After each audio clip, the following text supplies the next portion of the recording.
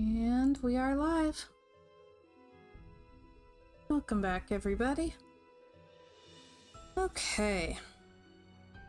A little bit chaotic today. I was running errands and stuff, and I didn't get home until later than I'd expected. So, starting a new game, which means I need to make a new page in my notebook. So, Curse of Blackmoor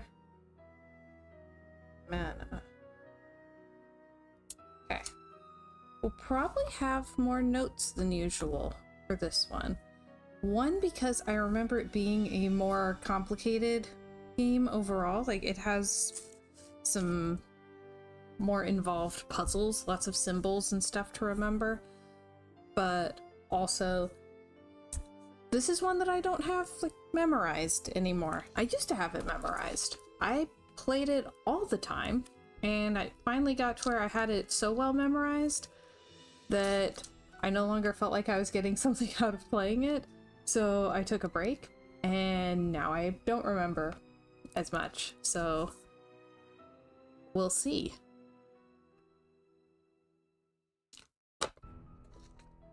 Hello, Luke.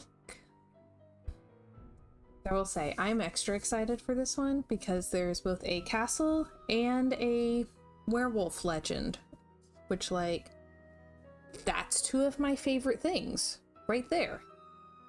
We got castles and werewolves. What more could a girl ask for, really? Dear Ned, greetings from jolly old England. Dear Ned, greetings from jolly old England. Dear Ned, greetings. Okay. I think I've got the sound right. Luke, how do you think the sound balancing is? Here.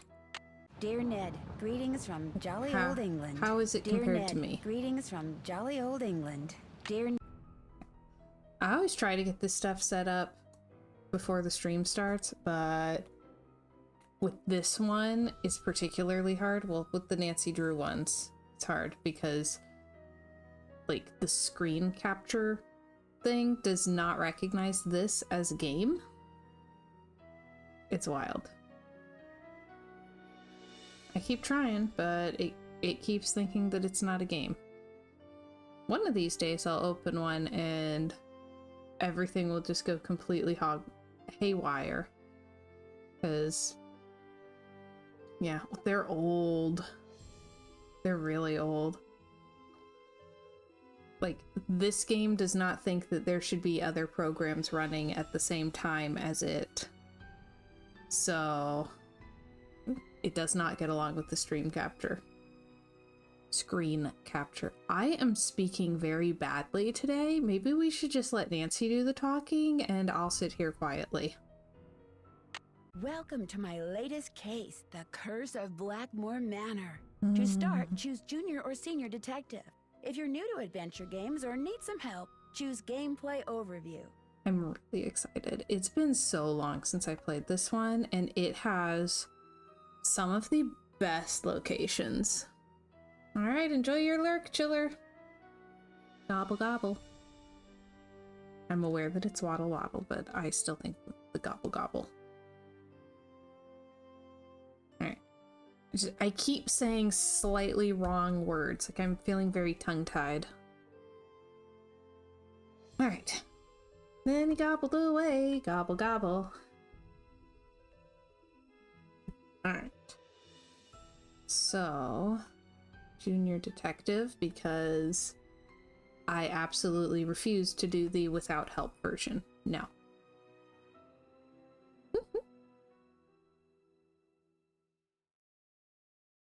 We're gonna have to make an unlurk for when people come back from lurking.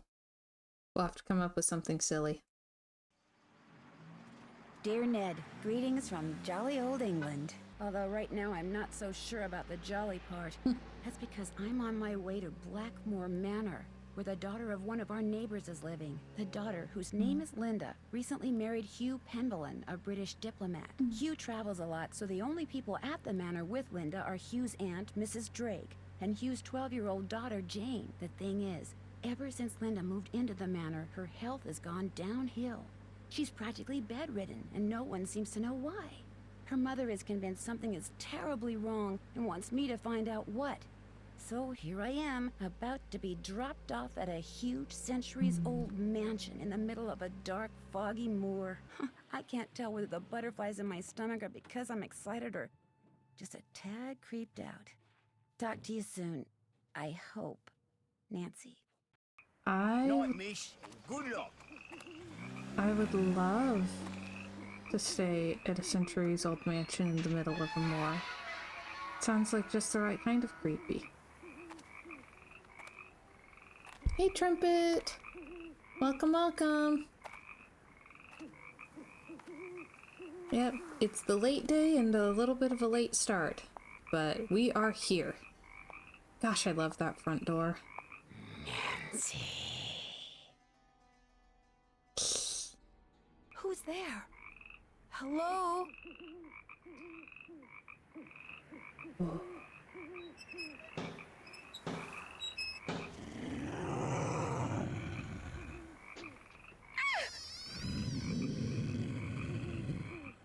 There's something out there! Where, child? Over there! I mean, something was out there. Come in. Nancy needs to start packing heat for real. I'm Mrs. Drake. I take it you are Nancy Drew? Yes, and I really did see something, Mrs. Drake. I heard something, too. Oh, people are always seeing and hearing things on the moor at night, especially you Americans. Why don't you just go on up to your room? It's the one with the moon on the door. I'd like to see Linda, if I could. I'm afraid Linda is, not quite ready to meet with you just now. But please, come see me after you've unpacked. I'll be in the conservatory. All right, thank you. It says she did it. Okay, hang on. I'm wrangling an Afghan today, so let me get comfy here. Now, I love this room. When I was a kid, I wanted this room. And looking at it now, and seeing like the color scheme and everything, I'm like, oh, this is why I like Whimsigoth. Also, I have always loved just a red accent chair. This room has it. It's perfect. A tripod. For a camera, maybe? Like, it's castle-y, it's celestial themed, there's a red accent chair. What more could you want? I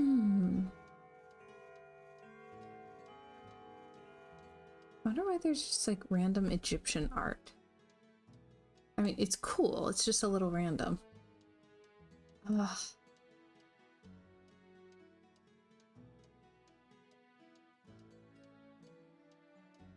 If I ever actually got to design a guest room, like I highly doubt we'll ever have a guest room, but if I ever actually got to design a guest room,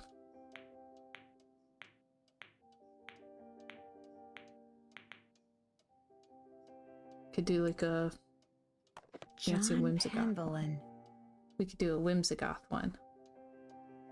Grenny and the Water Fairy. John Penville, 1937. That's what I'm saying. Draw inspiration from this one. In a faraway place beside a pond since gone dry, there lived a frog named Grenny. Grenny was content to live by himself and never ventured into the pond, for back then it was a fearsome place full of crocodiles that lurked beneath the surface just waiting for a tasty little morsel like Grenny to swim by.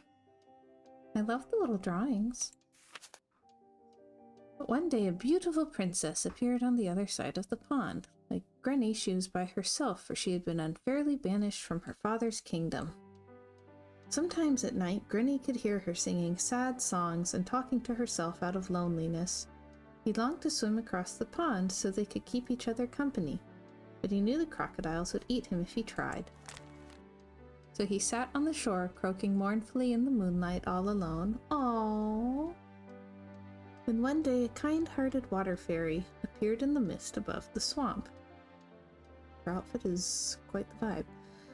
It's a choice. The mist above the swamp that surrounded the pond, and told Granny that she would help him cross the pond so that he and the princess could be together. How? Granny asked. I cannot swim across, for the crocodiles are fast and fierce and have eaten more friends and relatives than I dare to count.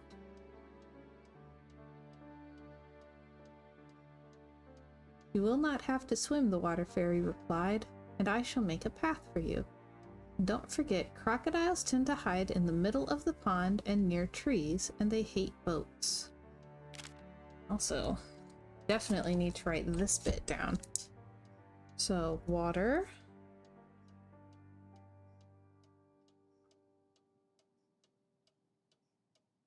And earth.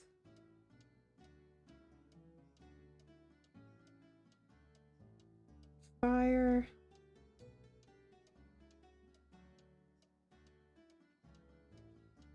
And air.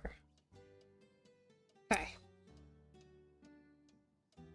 It's a new like yoga place or something that just went into our town, and it has, I think, air as the symbol.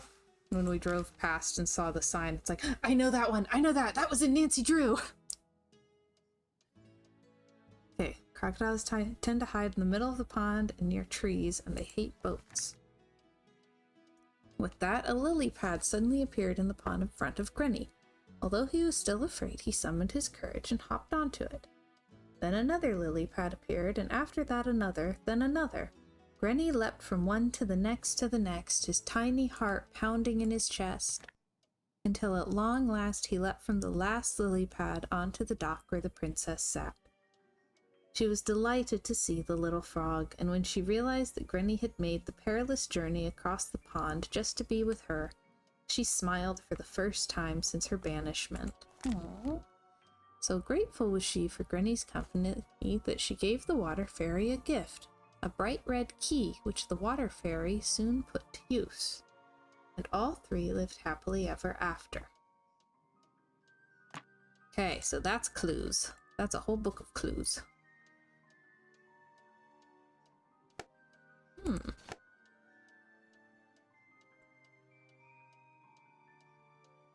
So I'm totally just looking around this room thinking, okay, console table and low bookshelf, horizontal. Like, I can't turn it off. It's all houses all the time. Nancy's mom jeans. Oh. Ugh. See, there's even a window seat. Wonder what goes there. It's like the perfect room. See, my personal style has changed a lot, but I still find it enchanting. Noctium vernum, Stetium, Noctium autumnus, and Bruma.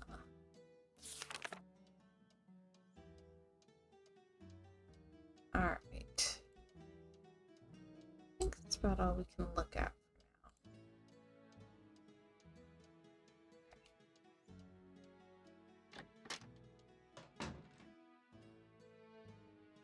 Fancy windows. Oh, Ethel, do I have to learn this? Yes, I'm afraid you do. If I do well, can we play a game? Yes, but only in French. Oh.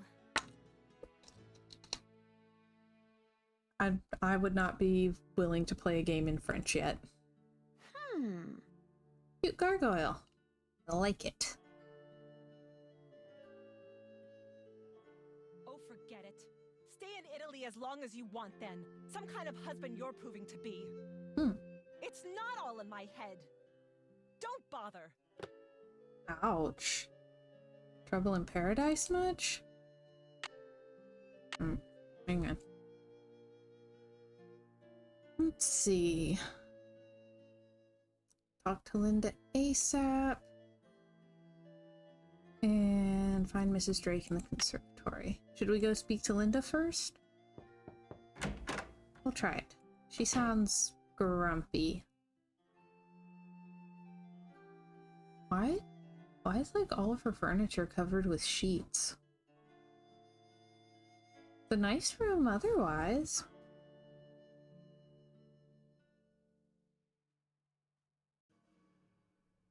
There's her phone, lotion, and a mirror. Okay. Hi! Linda? Hi, it's me, Nancy Drew. Nancy Drew, our friendly neighborhood detective. Well, welcome to Blackmoor Manor. I apologize for greeting you under such unusual circumstances. So, how are you feeling? How am I feeling? Well, I feel like... I feel like something really strange is happening. I didn't like that laugh. That was an ominous laugh.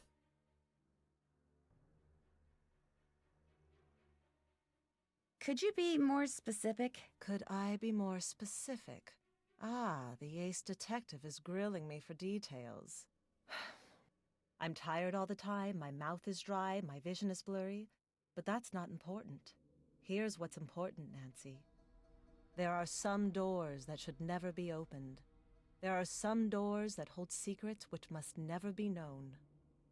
That's everything you need to know. Now if... Mummy, can I come in? No, you're supposed to be in your lessons. Lessons are over. I want to meet Nancy. I said no, Jane. Okay. That was my stepdaughter. She can be such a pest sometimes. Anyway, I understand you feel an obligation to my mother, but trust me, there's nothing you can do. You're welcome to stay, but I strongly recommend that you go home as soon as possible. Please, Linda, just tell me what's wrong. Linda? Okay, I'll let you rest. But I'll be back. I'm here for you if you need me. Can dry mouth and blurry vision be signs of really, really bad PMS? Man, she has dramatic RBF. Very beautiful, very artsy, but wow. Her husband looks like a golden retriever, man. Yeah, I know that the black cat woman with golden retriever man thing is a stereotype, but it's a stereotype for a reason.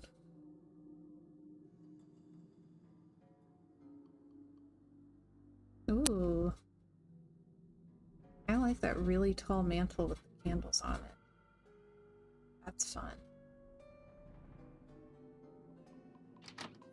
Alright. It's fine, Mrs. Drake, maybe. Talk to Linda. I'm finished with that. Done. Okay. It's too expensive to send emails from England? Okay. Wonder who her email provider is.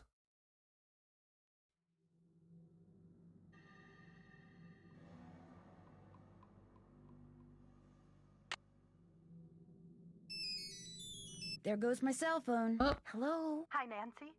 It's Mrs. Petrov. How is everything? Have you seen Linda yet? Luke says her email provider is EA.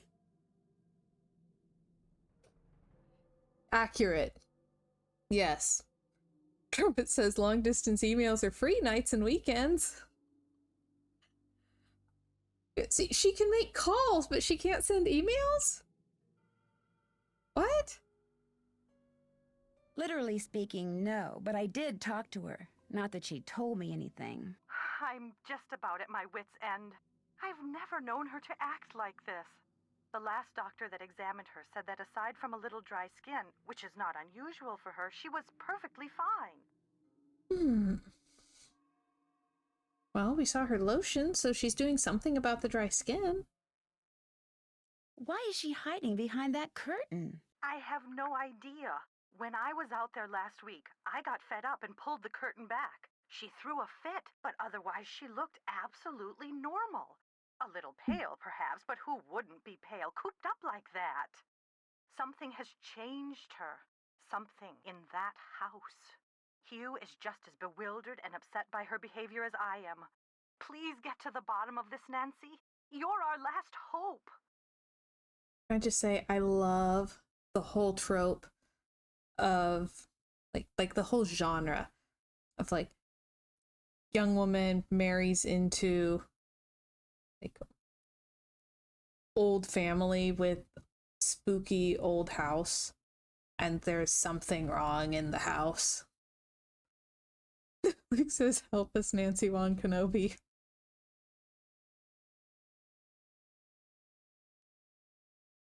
Which the guy seems fine, but the family house is hiding ancient secrets thing probably says something about human nature and generational trauma.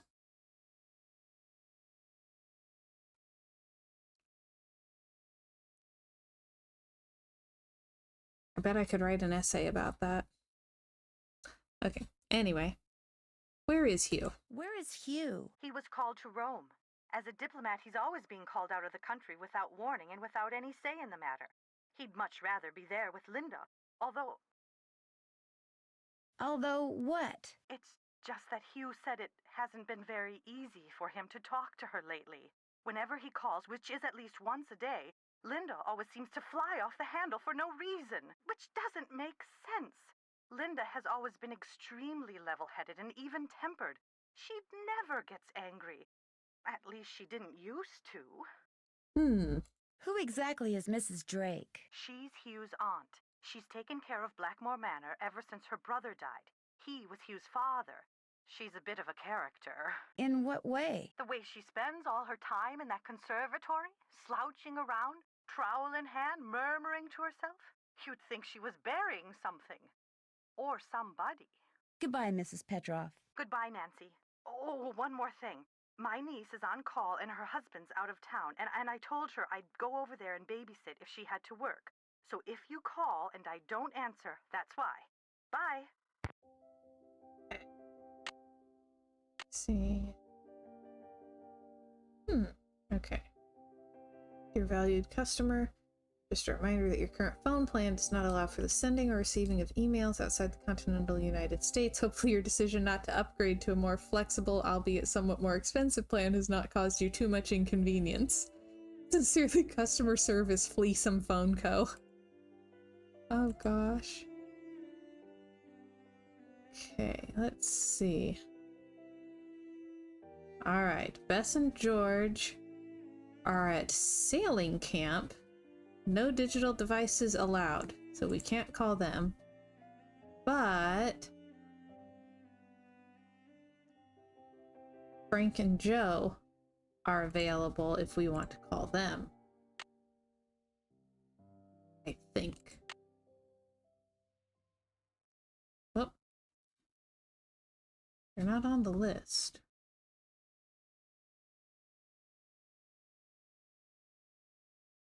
Maybe they'll call us later, because right now all we have is Home, Mrs. Petrov, and Ned.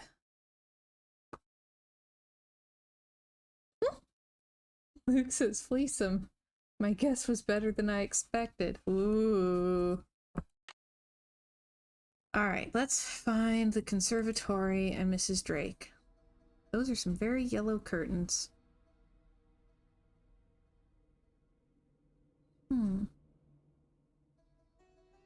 Nice green walls. Okay. Alright, I swear every time I think the conservatory is on the other side. Oh. Oh yeah.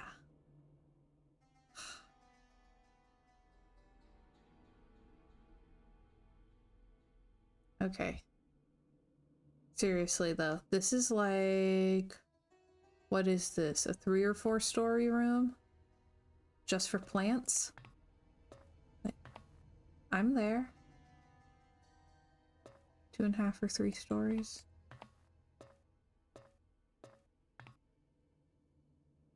Ah.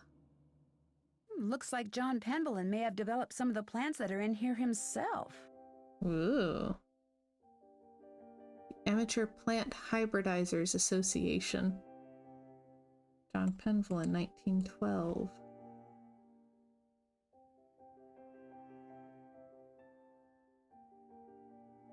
Oh, hey, there's a really, really wild second chance if we want to kill Nancy. Doesn't work. Alright, need to figure out how to get water to the pond.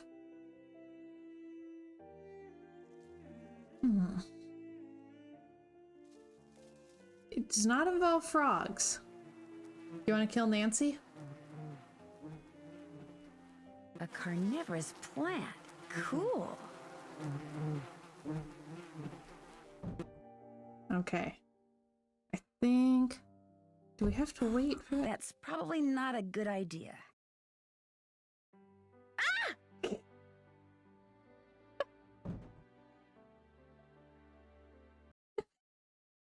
Bye, Nancy.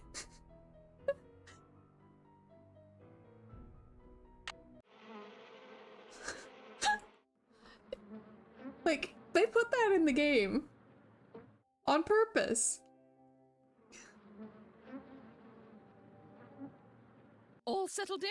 Good. I'm happy that you're visiting Linda, but I know how much you teenagers like your televisions and loud stereos, so I must insist that you act respectfully and civilly while you stay with us.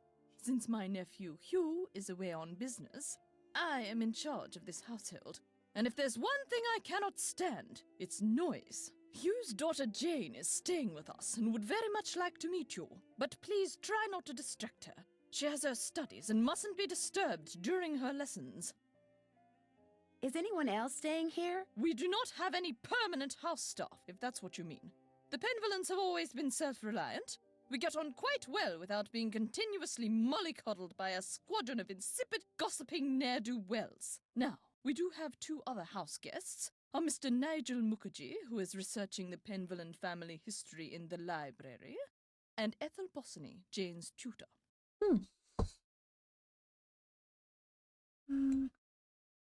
What is Jane studying? What every British schoolgirl needs to know. All of her schooling in the States has left her with, shall we say, a cultural deficit. She's in capable hands now. Ooh.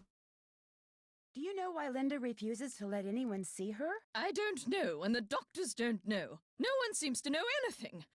All I've been told is that Linda is unwell and that in her stead, I must look after matters. Now, please, I really do not have time to entertain you. You may have the run of the house, but do not break anything, and refrain from mucking about with items that aren't yours. Two rules Jane seems incapable of following. And before I forget, our kitchen is being remodeled, so our dining situation is rather unorthodox. I've made arrangements with a local restaurant to deliver meals to us. There should be a programmed number for them on the phone in your room. Feel free to order whatever you'd like. Okay, Luke says that the plant looks like a Pokemon, Victory Bell.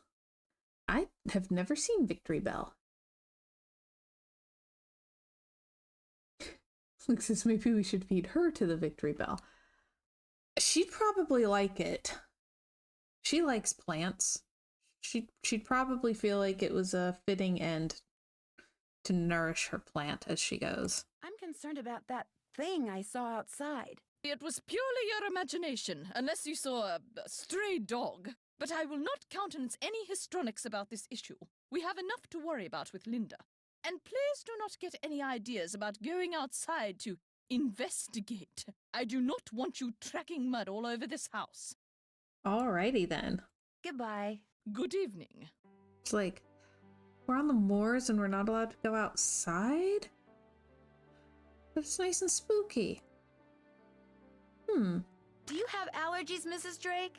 Oh, yes. Hay fever. Although I'm not at all sure what's worse, my allergies or that medication. It makes me feel as if I'm about to float right out of my shoes.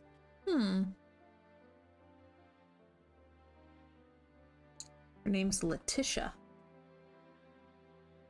Okay, may cause drowsiness. Do not drive or operate heavy machinery.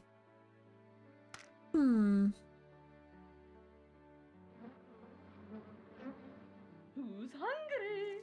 Who's ready for some nummies? Did you say something, Mrs. Drake? Not to you, dear. Oh, she's that kind of plant mom. Oh dear.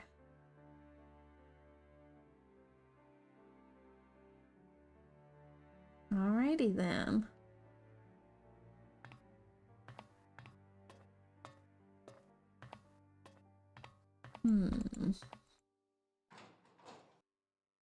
All right.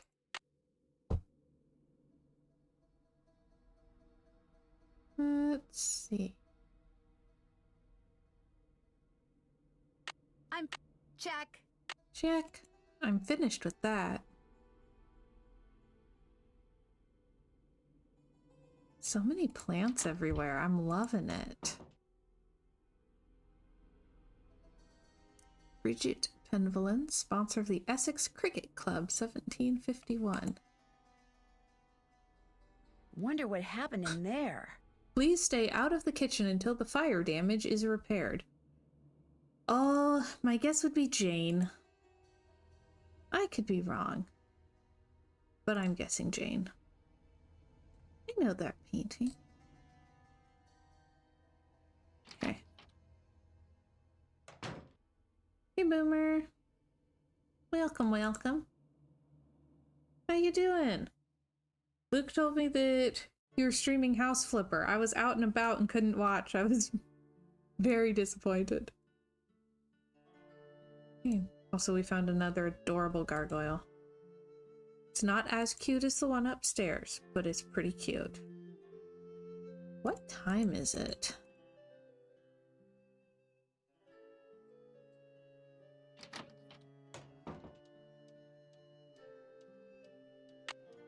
Hmm. 19:10. What is that, like 7?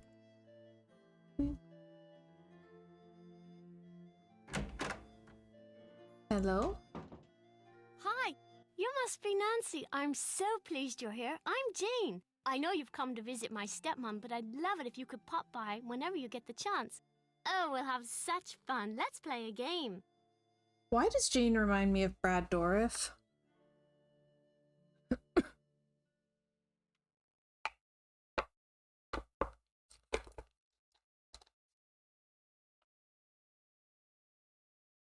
Like, I think it's something to do with those really light blue eyes with that very direct stare. Yeah, the guy who played Grima Wormtongue.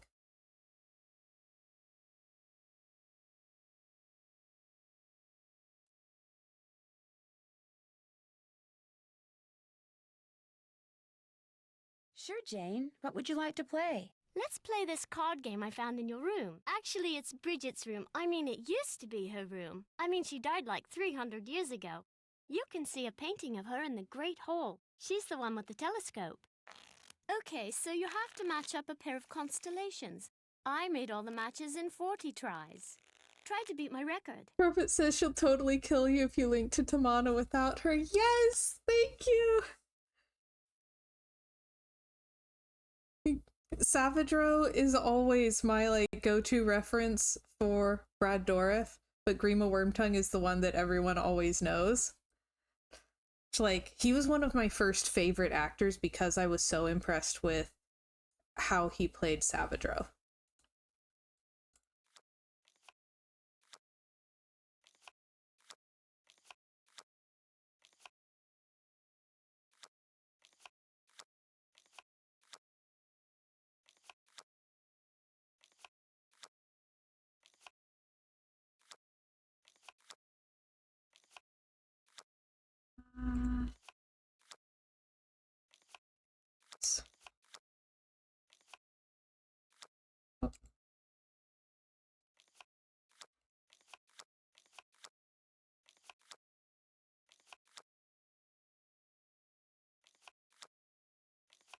You beat my score! Felicitations! That was fun, but I'd like to ask you some questions. Sure, what do you want to know?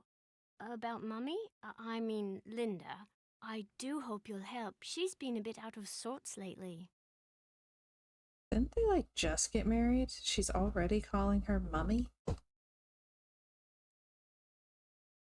When did she start getting sick? I was playing in Mummy's room when she wasn't there, and when I looked up, there was a lady, all dressed in black, putting something on Mummy's nightstand. The woman left something? The lady put a note on Mummy's nightstand, but I didn't read it. That's when Mummy started feeling poorly. I don't want to think about that. Let's play a game. It will cheer me up. Sure. What would you like to play? Look inside the chest over there and pick a game. My great aunt said it's a hope chest, so I put my games in there in the hope someone would come over to play. We can play Bull, Constellation Match, Petroglyph Punch, Skull and Bones, and I also have a jigsaw puzzle. You sure have a lot of games. I love games. I want to make computer games when I grow up. Luke says at least she's not calling her Mummy too. Feel like playing Skull and Bones? This one's my favorite. My friend Hulga bought this for me. It's like Go Fish, but you have to collect 3 of a kind of weird things like zombies and ghosts. You go first. Okay. Do you have any coffins? Dig. Any haunted houses? All yours. Tombstones? All yours. Ouch. Do you have any skulls? Sorry. Do you have any bones? Here you go. Do you have any bats? Go dig. Do you have any skulls? Sorry. Do you have any zombies? Here you go. Do you have any coffins? Go dig. Tombstones? Go dig.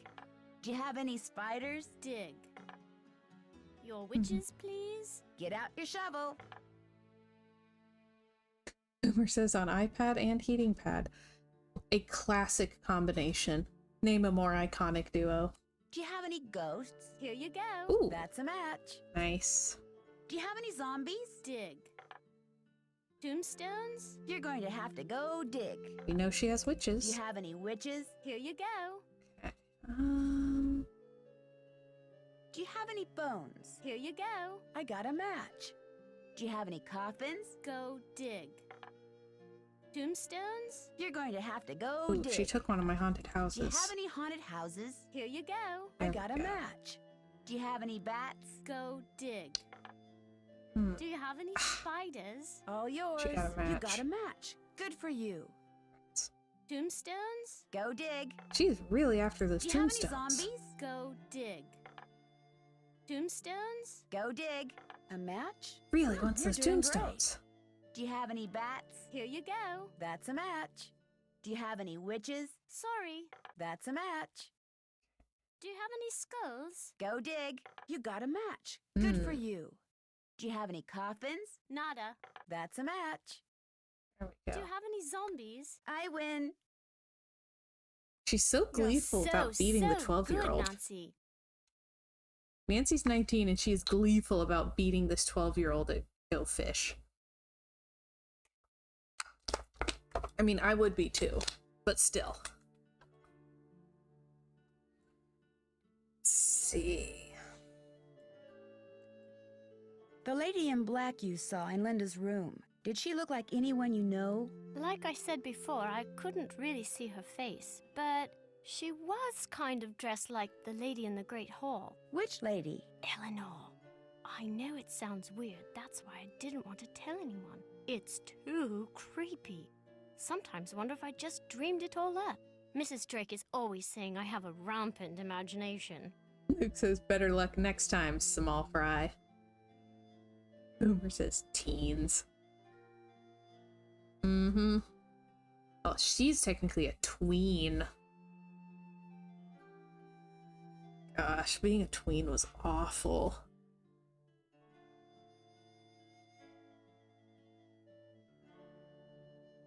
Let's see.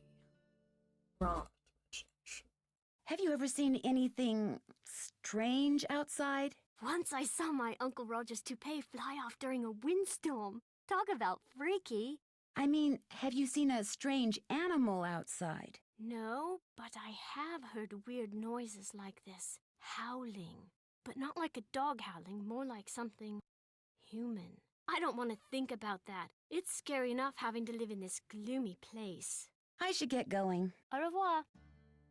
Wait, her room's really cool too. And she also has a window seat. Canopy bed. Oh man. I totally love that show. Isn't Brady Armstrong so dreamy? Total hottie. Oh man, she's a Brady Armstrong fan. 4 Petunia Highway. World premiere broadcast only on the Heartthrob channel.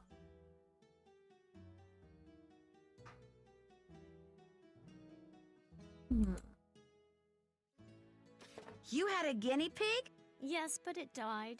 When? I don't know. I'd really rather not think about it, alright?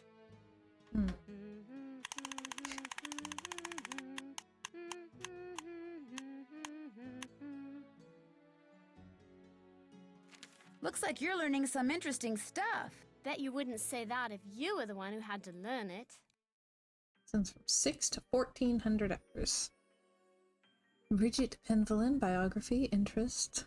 Learn, sing, and discuss the Ballad of Bridget. French, ooh, 20 pages in her workbook? Yikes.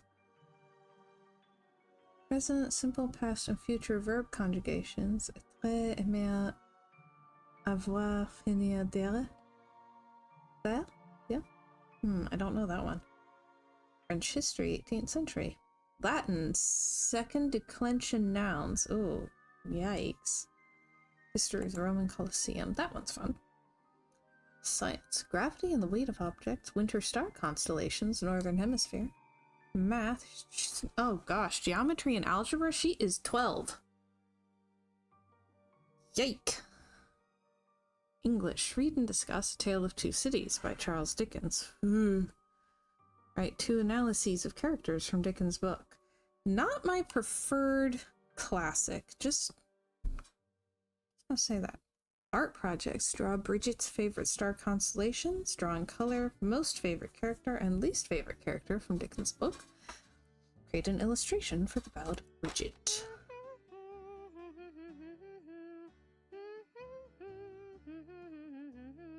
Ooh, door. Luke, why don't our doors look like that? Our door has panthers on it. Like an angel with spears.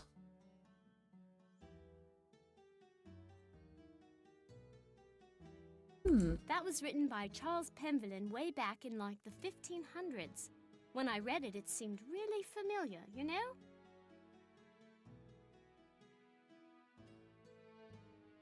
Luke says, I want door panthers, right? Who doesn't? Okay. Hang on.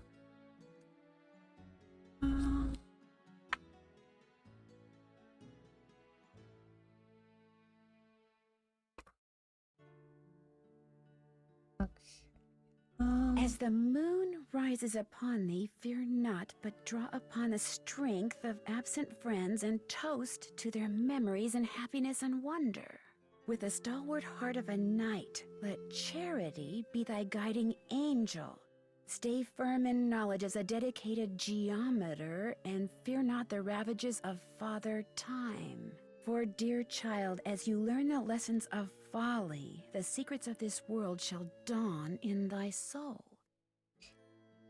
Alright, I can't remember how many of these we need, but...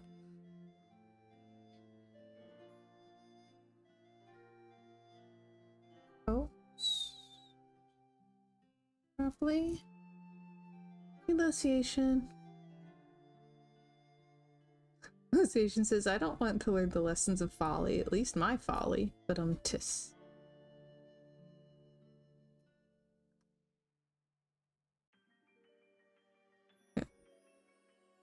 Boomer, you finally found a reference that I don't know.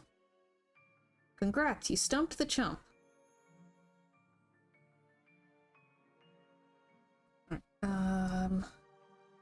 Night?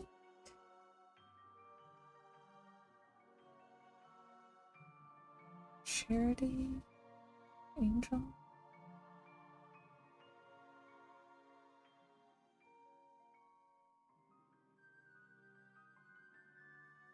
Trying here. Geometer.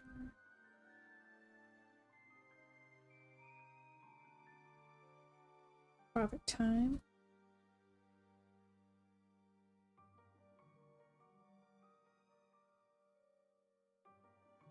Oop. Oop.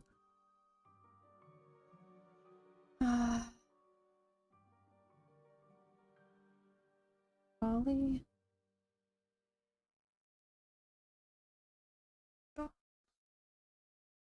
try that. 1, 2, 3, 4, 5, 6, 7, 8. That's 10, so that seems like a good number of clues. Hopefully that's it. Cool mirror. Who's this? That's my mum, my real mum. She's an opera singer. It's not like she's famous or anything, but she does live in Paris.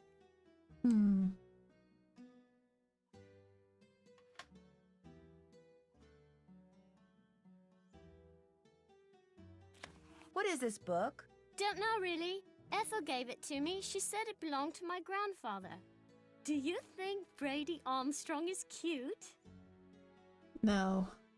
We've met him. He's overrated. Oh boy. I don't even know how much of this I need to write down.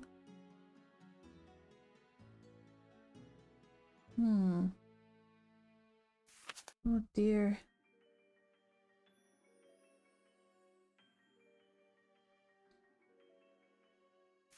Each of those cups seems to be associated with a Roman numeral.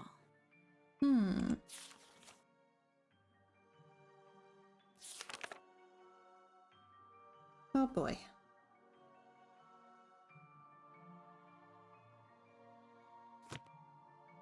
Alrighty. Well, like I said, I think this one will have more pages of notes than usual. So let's start. We have like a comet.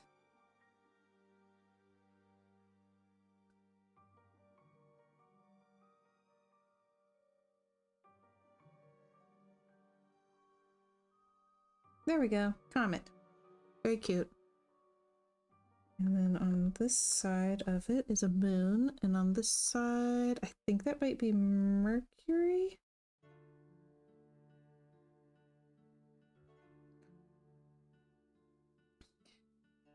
Then should know what that one is. Can't remember. Boop. And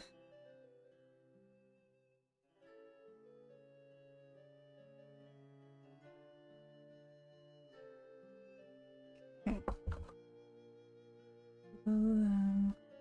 Got these symbols. Okay.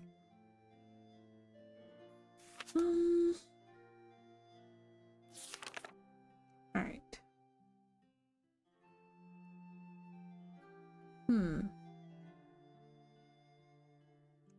Well, got some kind of map, maze.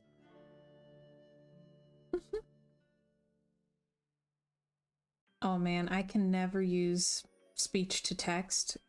I get driven nuts too easily by typos. Alright,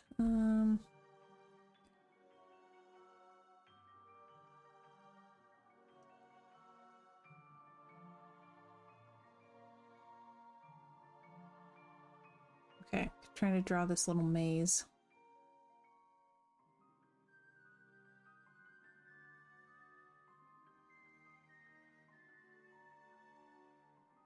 And this symbol.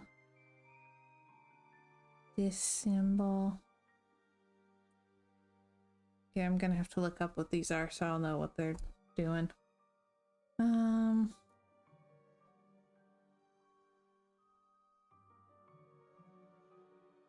Circle. It's a circle.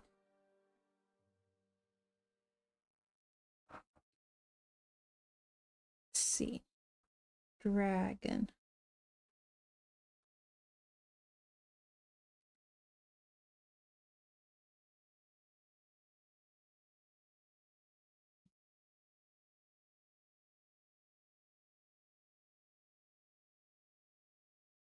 Draw a teeny tiny little dragon. Here we go. goes in a circle too. There's connections here and here, here, here, here. Hey, Winter Lady, welcome, welcome. How you doing? You came just in time to watch me write down clues. And then this one.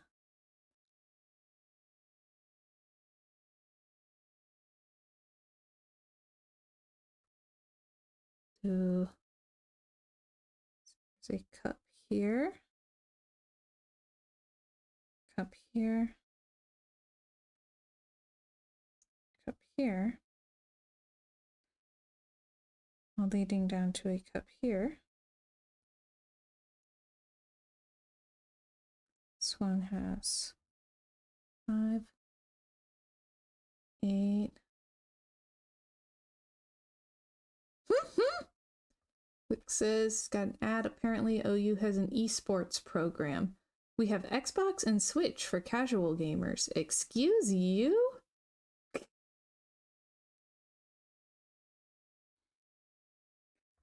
If casual gamers play Xbox and Switch, what do serious gamers play? Candy Crush.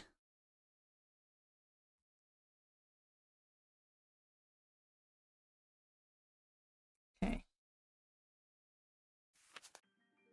That one doesn't seem to have anything to write down. This one. PlayStation 1. All Candy Crush all the time. Luke says PC, apparently. Oh! Does this mean I'm a more serious gamer than you?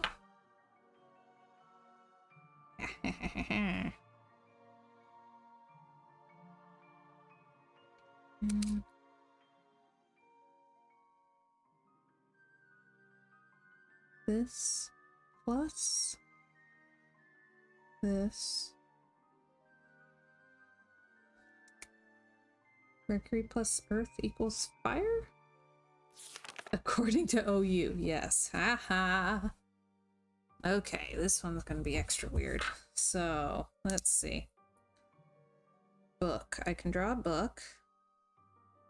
Sort of.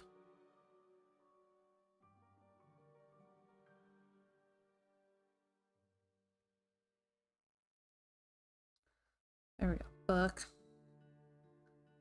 And then a rampant lion. Well, that looks like a dragon. That's fine.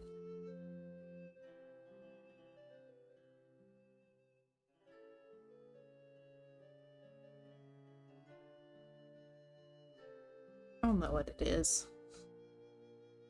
Luke says ads are so random, at least I'm not getting Grand Canyon University anymore. There you go. Bright side.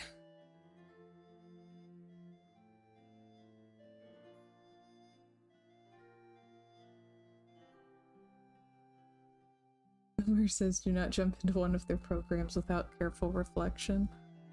Push.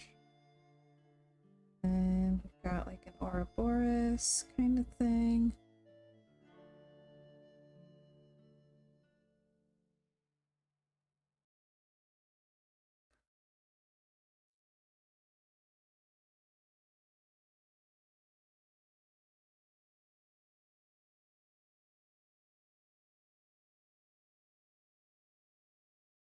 And a water drop. Learned how to draw those from Steve. T. Pegasus?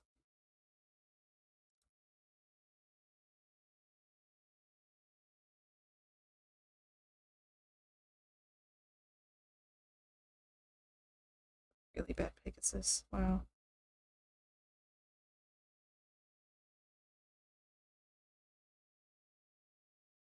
I'm doing a terrible job of drawing all of these. I'll have to post it in the Discord.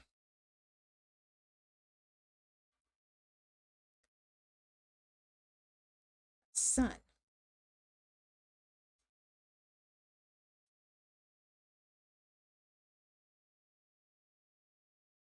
And king.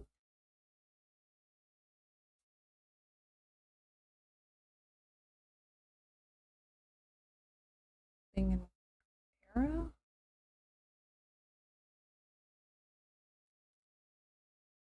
Yep.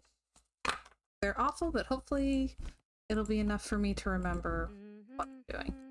I really like these little nature drawings she has, so. Yeah, the decor in this game I do think is better than some of the previous ones. Ooh, runes! We love runes. Alright, Elder Fuller. Alright.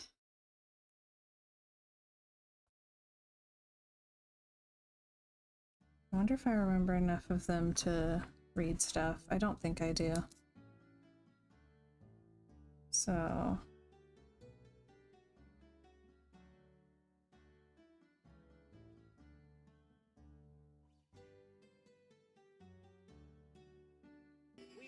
Oh dear.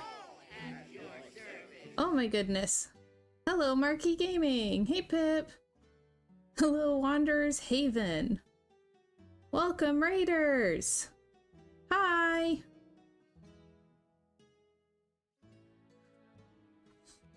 Hey, Chiv. My goodness, that is a sneak attack. Thanks for the raid. How'd the stream go? Last I saw, the art was looking beautiful. Okay, we're doing Curse of Blackmoor Manor. So Nancy Drew. I'm trying to write down clues that I'm gonna need for later. I used to have the Norse runic alphabet memorized, and it's been a while. So...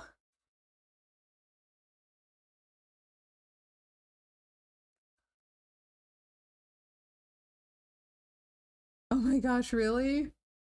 I used to write my diary in runes. I was that kid.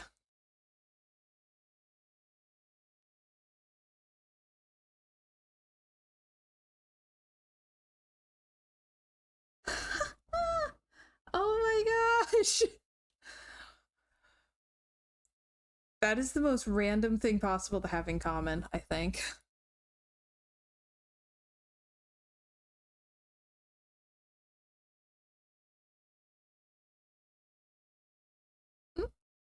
So, trying to write them down since I don't remember them.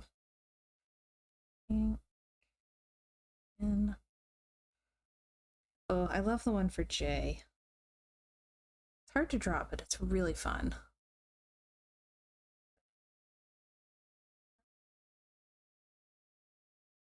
Drew that one really badly. Oops. And okay.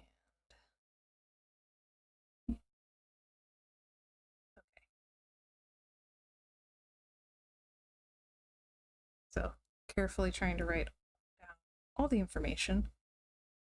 So, we're in a old manor house in England. We are checking on a neighbor's daughter who recently married a Brit and has since been acting very strangely. And when we got here, some sort of animal with glowing eyes met us at the door and growled our name. But everything is definitely fine. Yeah, there's a 12-year-old in the house, and she's having to learn, apparently, runes for school. So she has cute little doodles. It's great.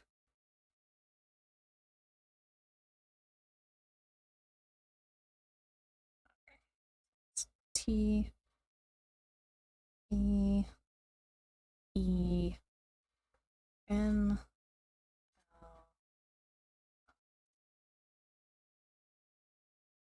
Oh, okay. Boom.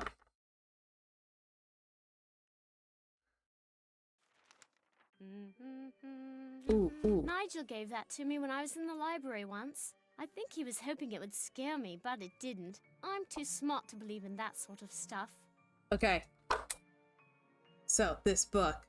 Monsters, What and Why, The Real Deal on Mummies, Witches, Werewolves, and Vampires. Got all this stuff about werewolves, right?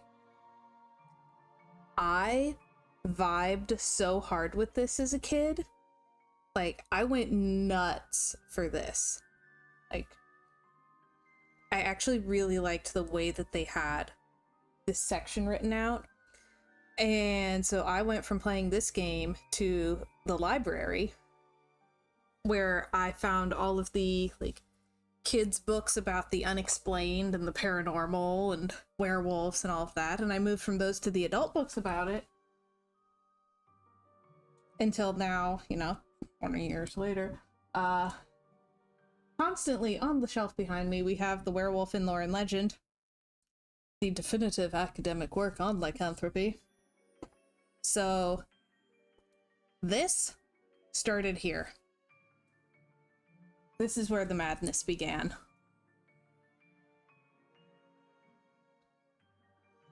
Since ancient times, the cunning savagery of wolves has both terrified and awed the humans with whom they came into contact. It's lycanthropy. Oh my gosh, wait. Hang on. Do I have that? Oh my gosh, Chip says if I played this game, it would have been another notch in my monster lore obsession collection. Oh my gosh. Yeah. This was responsible for a lot. There's like an old woodcut or something that's really similar to that. Let's see. I think I have it. I think it's in here. I could be wrong. Wait. Okay, not a woodcut. Ink sketch. The Wild Beast of the Gévaudan. Okay. Did this inspire that one in the top left corner?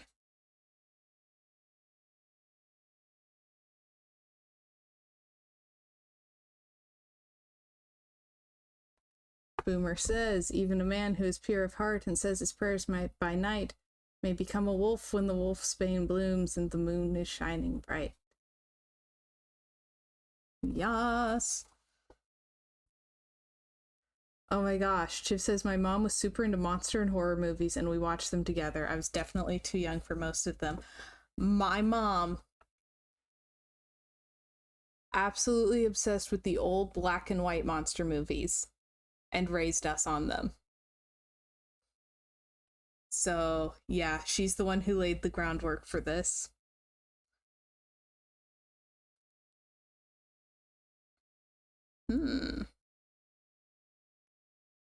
Describes the same symptoms that Linda says she has.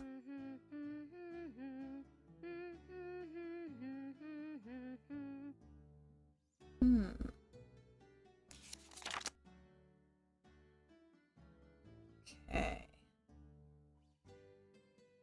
They actually had, like, because they have some pretend stuff that's just for the game, but they also have a decent amount of actual lore in here.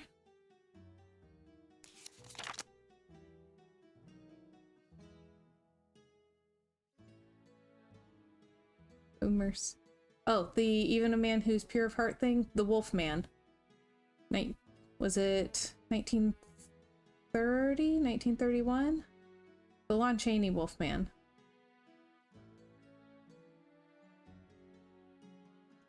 And they referenced it in Van Helsing, which I really enjoyed.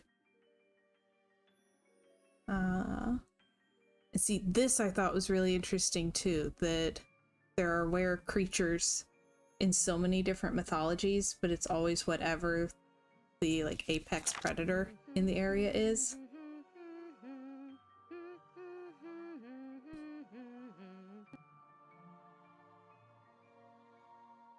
Okay, she's got her number. This phone number just might come in handy.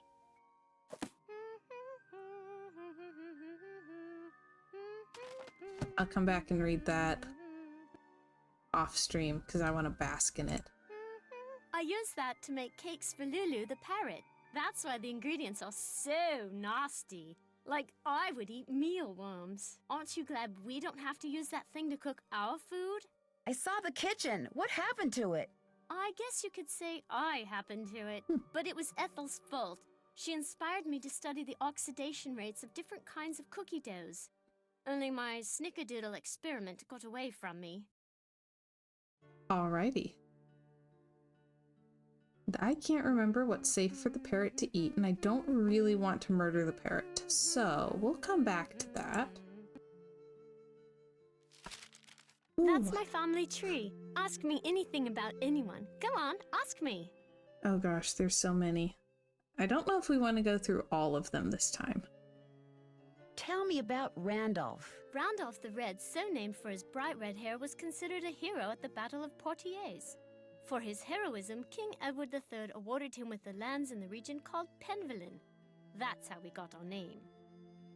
Odo, that's an odd name. Yeah, he isn't very exciting really.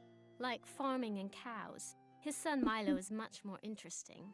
What about Milo? Milo inherited not only his grandfather's red hair, but his military prowess. Milo was instrumental in the siege of Caen and was awarded even more lands by Henry V. And Hugo? He had a lot of kids, and his dates were 1401 to 1466. Tell me about Albert. He was very mysterious, and the people of Blackmoor were afraid of him because he knew all these scientific things. No one knows much about him, though. And she will tell you something about all of them if you click on all of them. We'll just skip ahead a bit. I know where the interesting ones are. Who's James? He never married, but one day, when he was very old, a baby was found at the doorstep to the manor. He took her in and raised her as his own. That was Eleanor. What can you tell me about Eleanor? Just that she was burned as a witch, but it wasn't true, and her father, James, died when he saw her die, and then the family fled to France. I don't want to talk about this. I do love the spelling of the name. Who was Edward? He lived in France with his father, Le Comte de Roquefort. He was very interested in languages and translated books from Greek and Latin. Let's see. Tell me about Corbin. I don't know. He doesn't have a coat of arms in the Great Hall because he didn't live here. Wasn't even a British subject. That's all I know. Interesting. Who's Penelope? I don't know much about her except that she was very loved by practically everyone in England, and there were 1 million poems written about her. If I have a boyfriend, I'd never let him write a poem about me. Blech. Blech. Tell me about Brigitte, the one born in 1759. She never married and was bonkers for astronomy. She adopted her sister's son, Richard, who later got killed at Waterloo. Let's see. Who was John, the one who was born in 1873? He was this huge naturalist and did a lot of exploration in the Amazon. I think there's a plant named after him. Or maybe a monkey, I forget. Who was Alan? He was my grandfather, but I didn't know him because he died when I was little. Gosh. I guess he was nice. Okay, that's really weird. She says that Alan died when she was little. He died in 1993. And she's 12. That's how old this game is. What do you know about Letitia? Loves plants, hates noise. You can ask her about it. She's usually in the conservatory with her plants. Lol.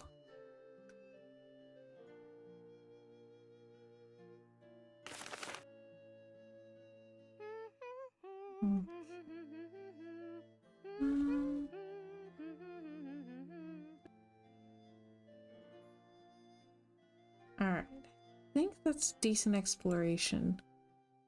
The panther blinked. Panther on the door blinked.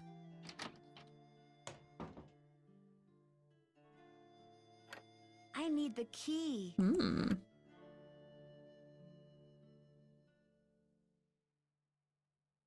This must be Mrs. Drake's room. This one we do not get to explore. It's very sad. Boomer thinks it looks like she's levitating.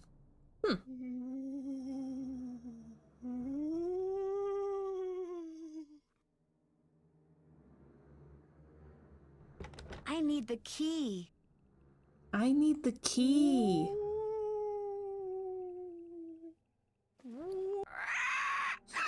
Oh, it's just a parrot. Scared ya? No, you didn't. Did you? What's your name? Lolo, Lolo, Lolo, Lolo, Lolo, Lolo. Okay, I get the point. Lulu. Lolo, Lolo, Lolo, Lolo. Bye, bird. Bob's your uncle. I love Lulu. Alright. Okay, coat of arms. What's the coat of arms for Bridget? Lady Sangaria, Lady Non-Sant. Oh yeah.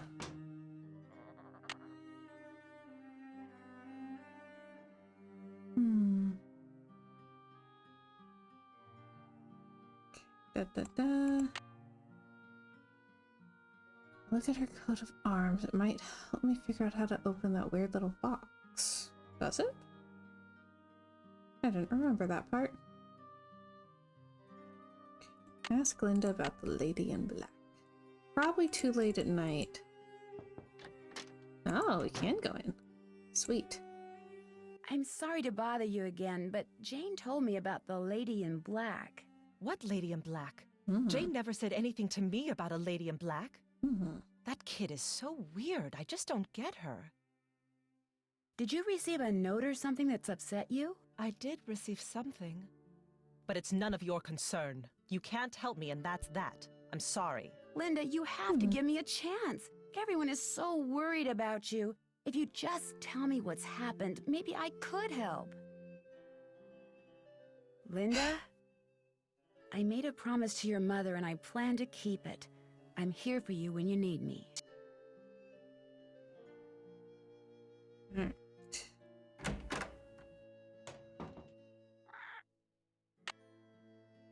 So let's see. Internet browser. Search. Healthy diet for parrots.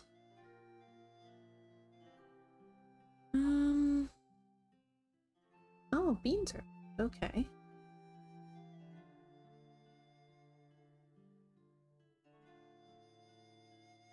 And I don't know that song, Boomer. Okay. Never feed your parrot avocado, tea, coffee, chocolate, uncooked potato, or any kind of lunch meat. Okay. Fair.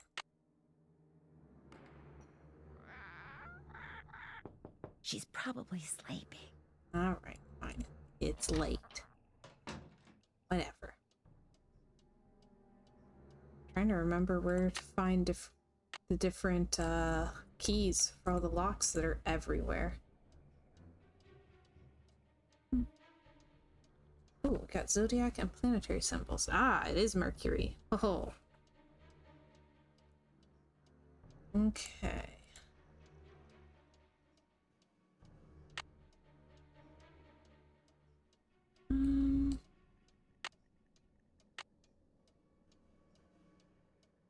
Call Ned. Call Ned. Hello? Hi, Ned. Hey, Nancy. Just wanted to let you know I got here safely. So how's Blackmoor Manor? A little on the spooky side. How's Mrs. Petrov's daughter? A little on the spooky side. Which means? It's just very strange. She stays in bed hiding behind this curtain all day. Do you have any idea what the deal is? Nope. We'll just keep talking to her. As soon as she knows she can trust you, I'm sure she'll open up. Linda's stepdaughter, Jane, she has this really weird picture book in her room. What do you mean, a picture book? I mean, pictures are all that's in this book. No words, just these strange hand-drawn images. And the book is old, like it's been around for centuries. Drawings, huh? Maybe it's some kind of an ancient instruction manual. You know, for people who didn't know how to read. Could be. When I asked her about it, Jane said her grandfather gave it to her. And then... And then what? And then she changed the subject. Sounds like that book may prove to be pretty important. I'll talk to you soon. I'll be waiting. Nice. Let's see. Is it 21? Is that 9? 9:30?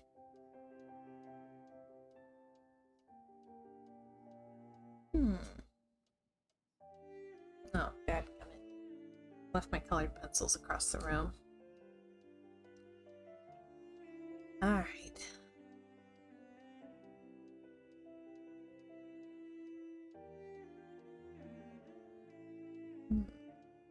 Not that I would need them for this.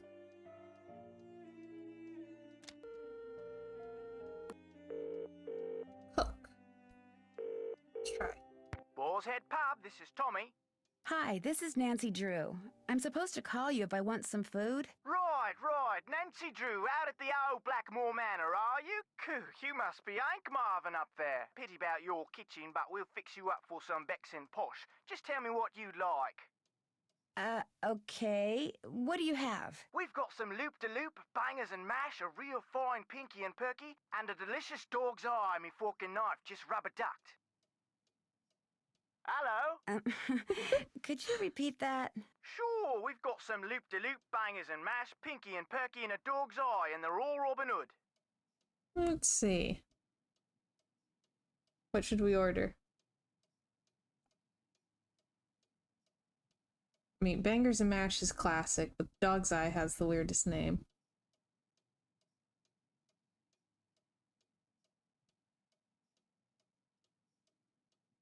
Let's do the Dog's Eye. Can I have the dog's eye? That'll make me Gooseberry right proud. Uncle Fred and Johnny Rudder? Okay. All right then. We'll come round and leave it at your Rory. Oh, and we've got no hot potato about, so it may take a bit, but we'll have it up to you in no time. Fish and taters. Let's try calling Hugh. Middle of the night for him because... Hugh Penvillin here. Hello, Mr. Penvillin. This is Nancy Drew. I'm the one who's visiting Linda. You know, from the United States, across the pond.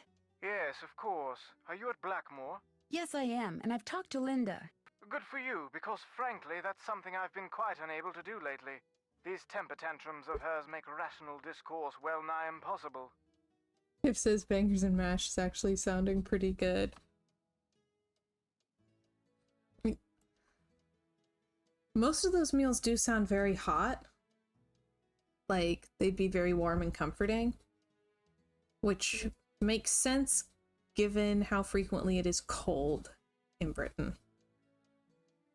How long have these tantrums been going on? Ever since I left for Italy. We'll be talking on the phone about the weather or Jane's lessons or something equally innocuous, and suddenly she'll be bellowing at me and slamming the phone down. There must be something that sets her off. Everything sets her off. I promise you, these rages of hers are totally uncalled for and quite unbearable. I love her dearly, but she's making things very difficult. I understand that Mrs. Drake is your aunt? Yes, Aunt Letitia. We're not very close, however. She's always been rather aloof, much more interested in being a Penvillin than a person, if you know what I mean. Does Linda get along with her? As far as I know, yes, although I have caught my aunt eyeing Linda strangely at times. And of course there's the 6-month habitation clause. The what? According to the Penvillin rules of inheritance, the spouse of Blackmoor Manor's current owner, that would be Linda since I'm the current owner, the spouse of the current owner must reside in the manor for at least 6 months. Should she or he leave the manor before 6 months is up, ownership of one half of the estate immediately passes to the next legal heir. And that would be Mrs. Drake. Correct. I met your daughter Jane. Quite the bundle of energy, isn't she? How long have you and her mother been divorced? Renee and I were divorced almost 2 years ago. Jane went into a bit of a tailspin for a while, but she's come to adore Linda. She's been calling her mummy since the day we were married. It was nice talking to you. This is an extremely busy time for me, so I apologize in advance if you call and I'm unavailable. I understand. Good. Cheerio.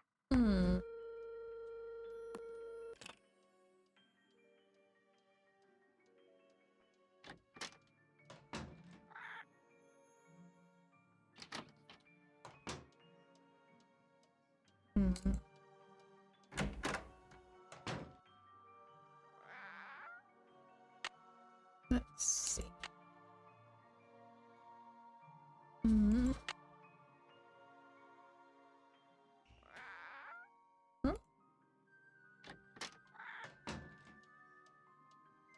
Might be too late at night and they won't bring the food. Let's try going up here. Hang on. Bling.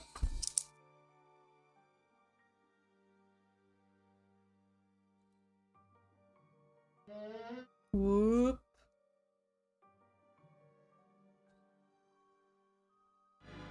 Whoa.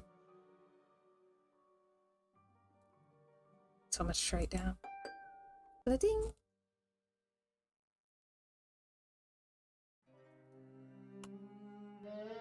Whoop.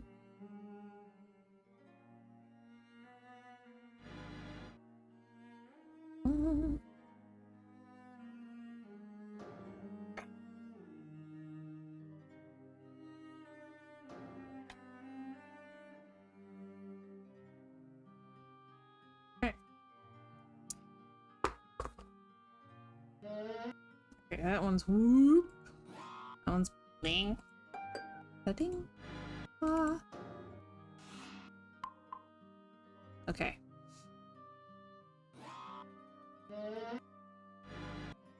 Whoop, whoop, wah. Ba-ding. Whoop.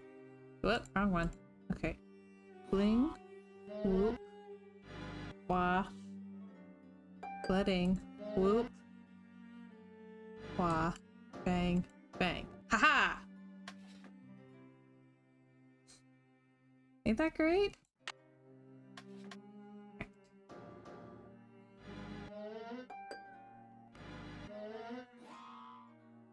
Excellent use of soundboard noises. Yeah, they didn't bring our dog's eye. Alright.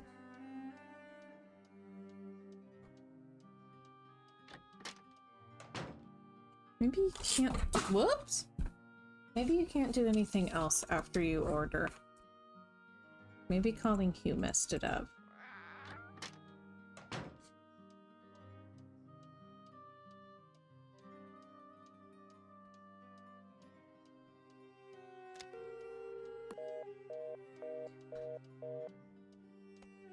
Alright, too late at night. Okay.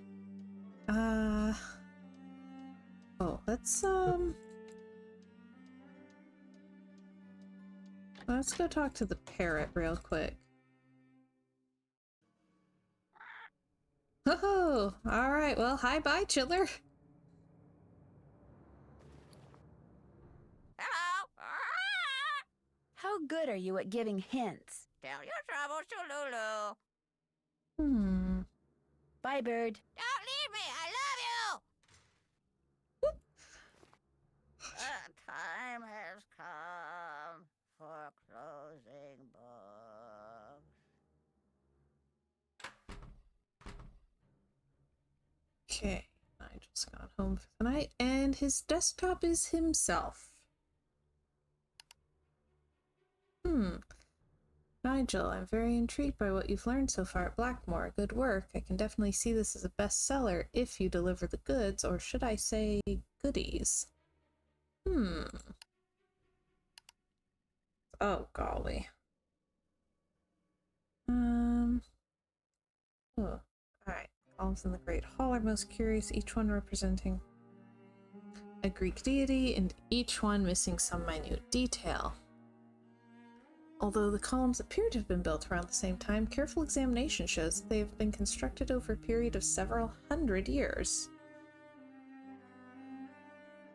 Hello, Brave! Welcome, welcome! How you doing? And it's going well. I love this one. Like, there's a castle and a werewolf legend. What more could a girl ask for? Riddles I found in Corbin's secret room in France make reference to the Mercury column and how his key is held in hand, most likely the statue in the library, and that only by persuading Mercury to face north and lift his eyes to the sky will the key be released. Sure, the mechanism to move this is in the hidden passages Corbin refers to, but how to access these secret passages? Oh, nice! Glad to hear it.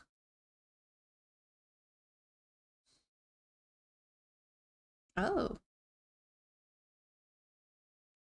Penvillain overview. Notable figures and phenomena. Figures: soldier, witch. Phenomena: witchcraft, werewolf, shooting stars. Okay. Let's see. Nothing but corporate wins. Nice.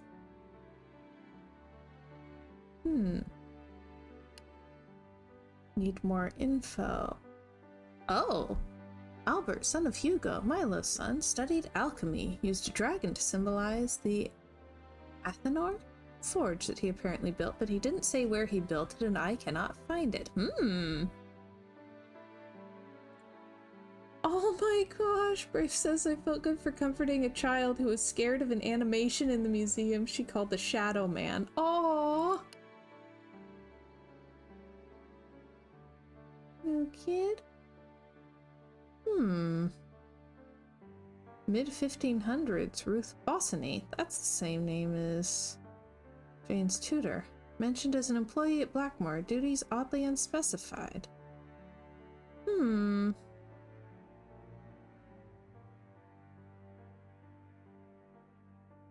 Interesting. Aww. So cute. Kids are adorable. Ooh, mid-1600s. James Penvillain never marries. Yet a baby, Eleanor, suddenly appears in his household, sparking rumors that she is a fairy baby, another reason she was later accused of being a witch. Scrutinize everything James so much as touched and find out where she came from. Late 1600s, Eleanor's son Edward is raised by the sister of the Comte de Roquefort in France. Doubtful that he or his son Corbin ever set foot in Blackmoor. Check all documents in library written in French.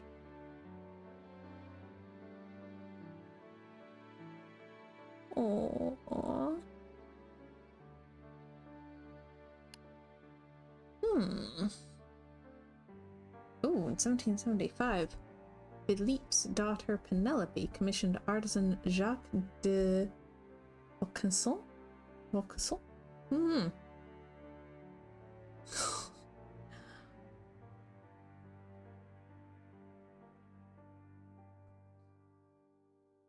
Good grief, spent your whole weekend trying to keep up with these kids, huh? Create a card-playing automaton named Betty, which still exists in Blackmoor. I've enjoyed several games of Cards Against Betty. It reminds me of the game I played in the States called Go Fish. Okay. Late 1700s, Brigitte Penvillain, Penelope's granddaughter, studied astronomy and astrology, repeatedly self-taught since male teachers were apparently intimidated by her intelligence. Had a few of those in college, but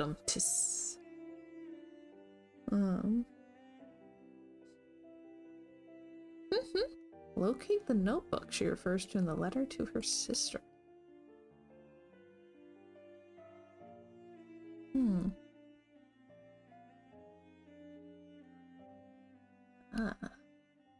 1800s. He wants to dig up dirt on Hugh. Hugh's nice. Oh no. Nope, we're not playing that game. No fingertips for typing.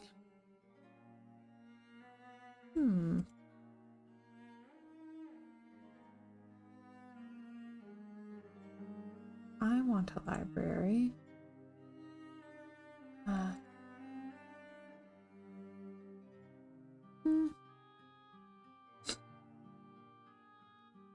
Good grief. Books of 16th century law. Okay. Probably not what my library would be full of, but you know, if it's what makes him happy.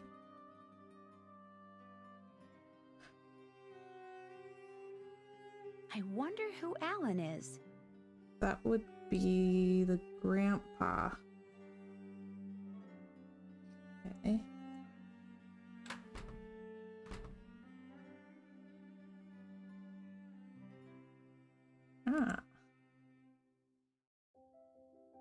Das ist Fortuna. Is that Fortune Favors the Bold? I think that one's Fortune Favors the Bold.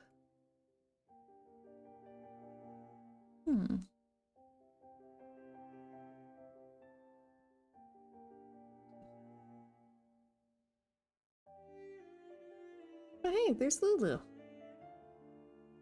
Why is that?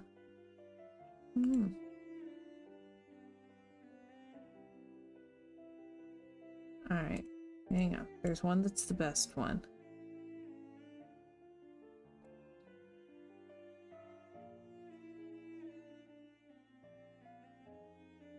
Homer says, if I ever make a library, I'm going to fill it with books. Haha!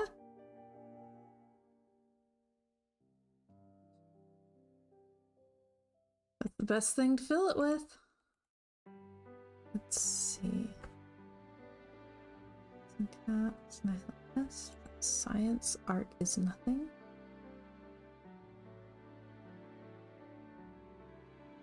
What's going on? Forever stinky. I don't know Latin.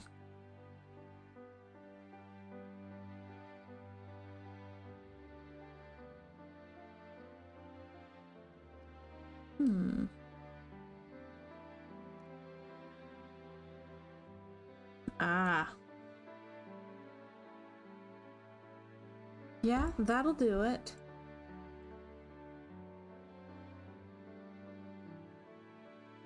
So it's kind of like how I've mentioned before, I cannot read billionaire romances.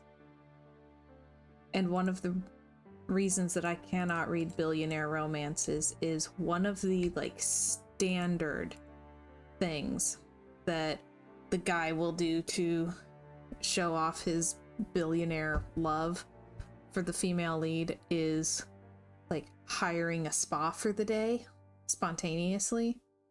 Like she's having a rough day and he calls a spa and they clear all of their other appointments and just all of the employees spend the day lavishing attention on her.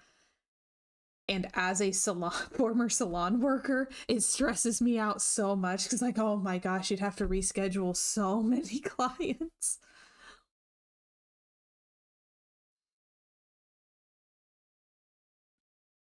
Grape says, cleaning the library and the museum, I'm your stereotypical three-pieced English gentleman dusting off dusty tomes. But do you have the little glasses? The little wire rim glasses?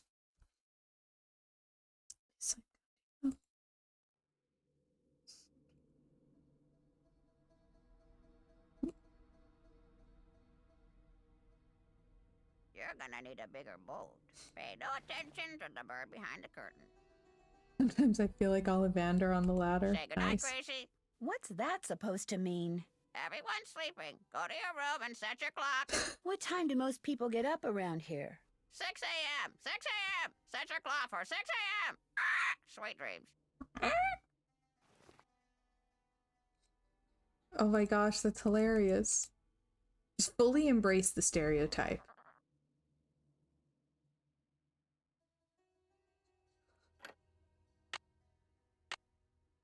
The key fits, but it won't turn. I need to put some kind of grease in there first.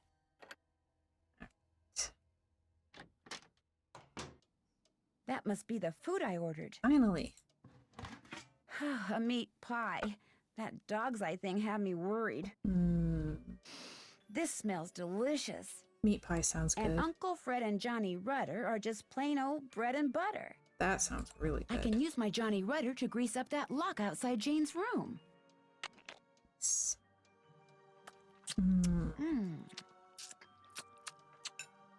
That was really good. Yeah, meat pie sounds nice.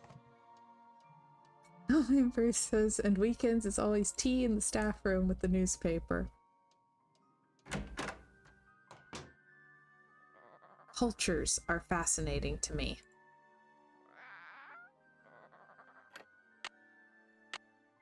This'll loosen things up in there. Hey. Can I do this at night? Don't know what that is. Okay. So.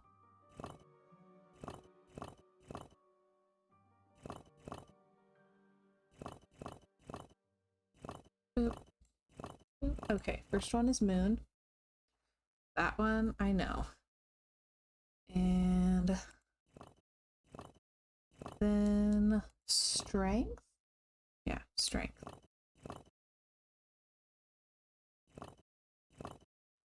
Okay.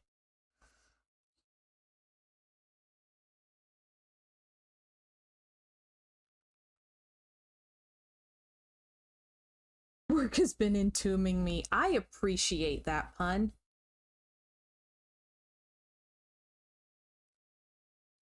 Oh, hey, so I've finally gotten back to working on the short story that I've been supposed to be writing for our writing group. And I need to do more research for it when I revise it, but I'm getting really close to finishing the first draft, and I'm very excited about that. It is supposed to be set in like 1920s Cairo. The main character is like a young Egyptologist. Let's see. Toast, night, charity.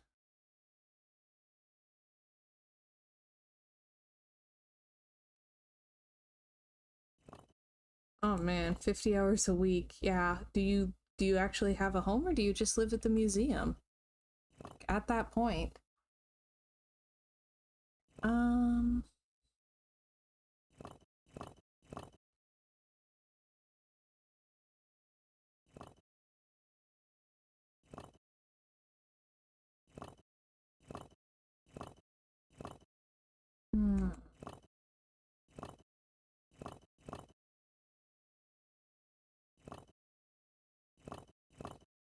Okay.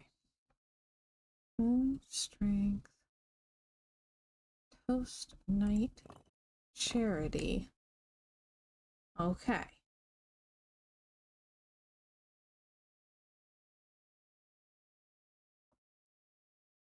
Nice. Charity, then the angel. Then geometer.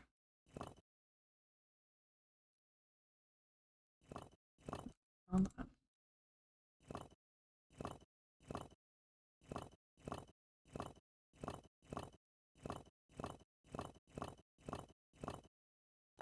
Yes!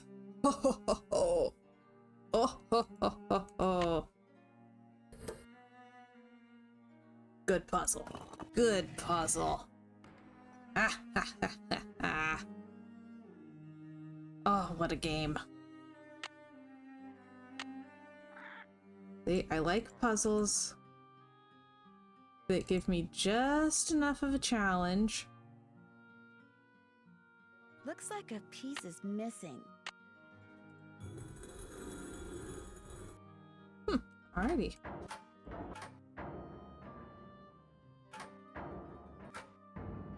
Try that. Why not?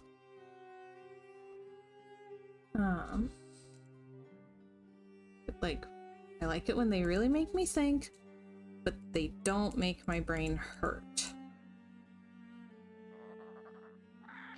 if I give up in frustration, then it's not a good puzzle for me.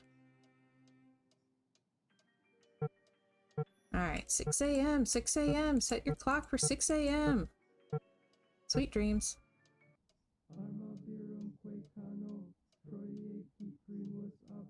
That's not a sweet dream. What is that?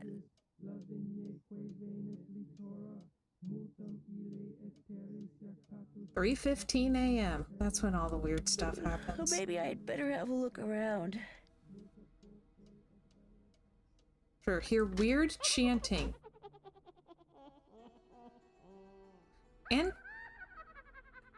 And witch cackling.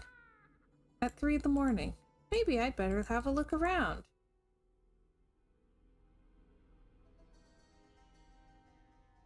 Sure. Tell yourself that. Yes, it's the witching hour. Why on earth, when you hear weird chanting at 3 a.m., do you get up to have a look around? Who's the pretty bird in the mirror? Gosh, I love Lulu.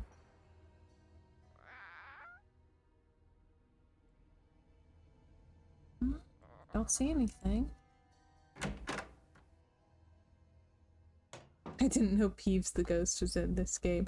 He's not a ghost, he's a poltergeist. There's a difference. Boomer says it's a barbershop quartet known as the Monotones. Nice. Okay.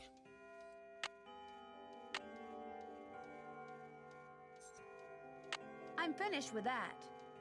Check. That's done. Check. That's done.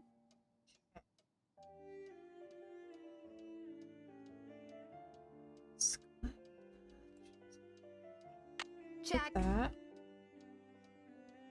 Check. I'm finished with that.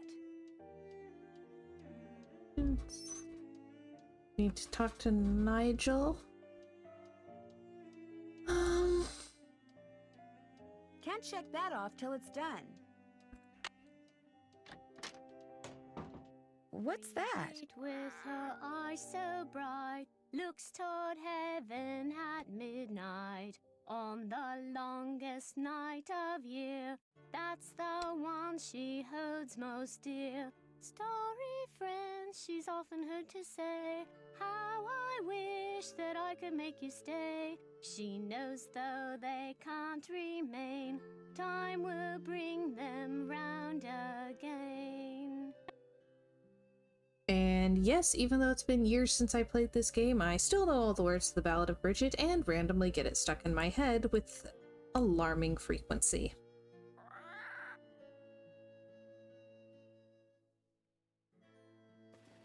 And the winner is Lulu. Top of the morning to you, matey. Do you by any chance know Latin? Quiste rogavit, bene vidi vici, semper ubi sub ubi, morituri status.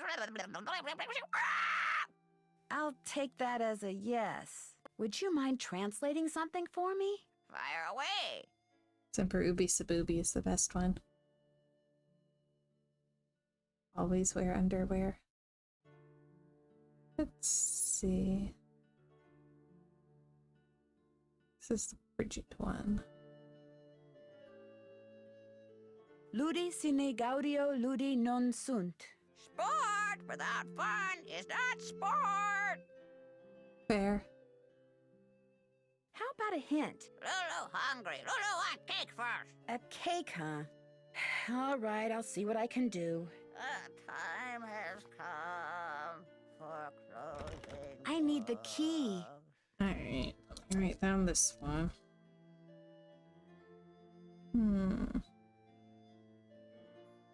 Well, now wait a minute. Those are all from... Okay, hang on. It's going... Well, I think we're about done with our first page of notes. This one's going this way. This one's going this way, right? not always sure which direction some of these are supposed to be going. Like, is the comet pointing up or down? I don't know.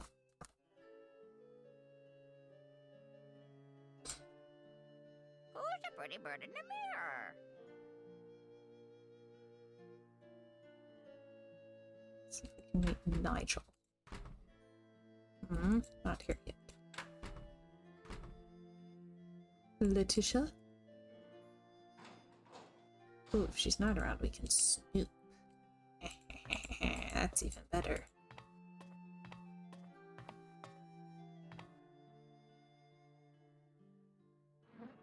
Yes? I spoke with Mr. Tucker at the Boar's Head pub, but frankly, I'm not at all sure what he said. Yes, his language is quite colorful, isn't it? He's Cockney, you see. My brother Alan and I loved to make up Cockney rhymes when we were young. We'd drive our governess quite batty. Haven't got a pot of glue, haven't got a pot of glue. Ah, how we teased her. Pot of glue? A clue, dear. Haven't got a clue. Rhymes with glue, you see.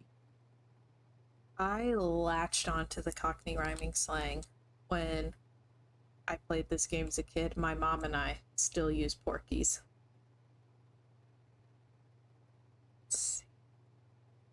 Can you tell me about Lulu? Lulu is a very old parrot. She must be over 80 years old. Yikes. Please be very careful with her, especially if you feed her. Parrots have quite delicate constitutions, you know. Do you know what the password is for the computer in the library? No, that was my brother's toy. Boy. The picture book in Jane's room. Do you know much about its history? My brother Alan found it somewhere in the house. He was quite fascinated by it, but he'd never let me look at it. What was your brother Alan like?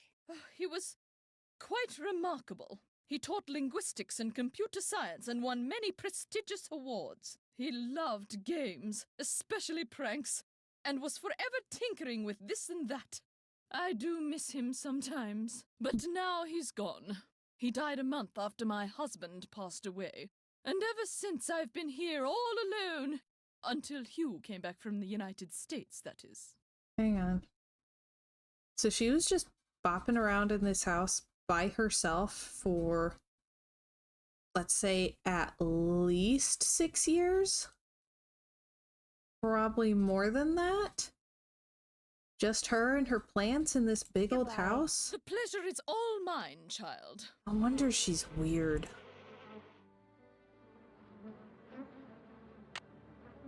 Sheesh.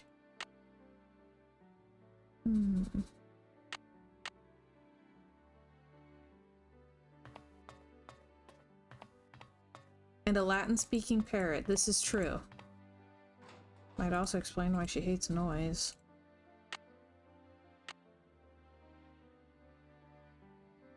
Alright.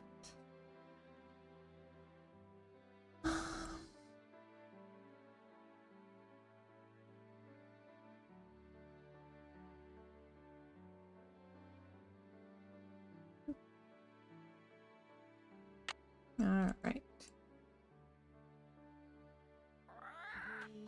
With her eyes so bright. Alright, longest night of year. According to our little pretend internet thing, is Bruma.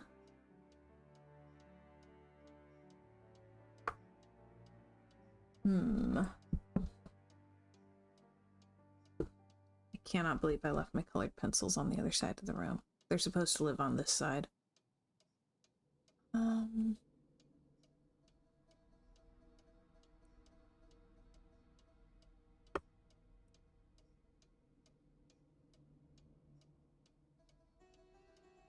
So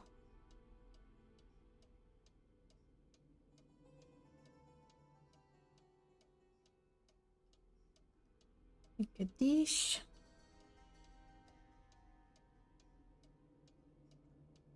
Dish.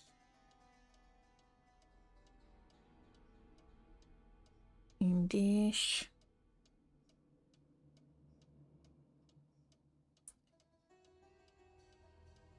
Oh, hey, Mrs. First. Welcome, welcome. How you doing?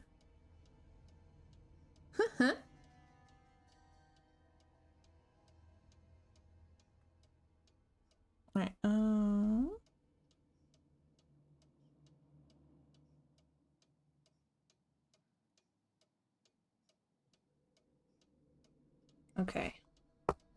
So, Ruma.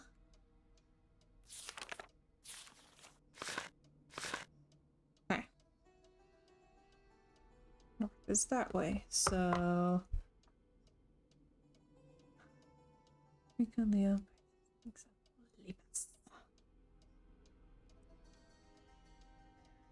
ooh, does our phone have the symbols for those? Alright, internet. Stars. We don't have all of them. The only one we have is Pisces. Sad.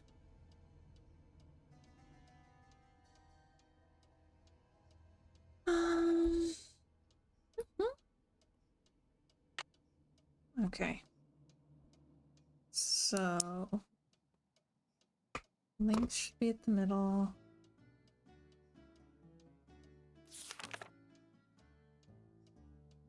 Oops. Okay, let's see if I can just have it memorized.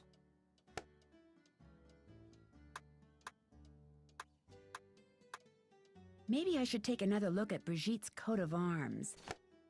I think I have that right.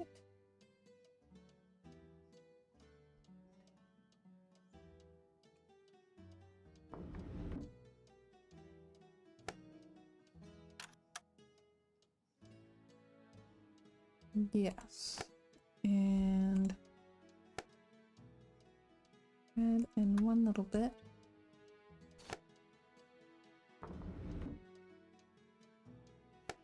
And blue, one bit on the other side.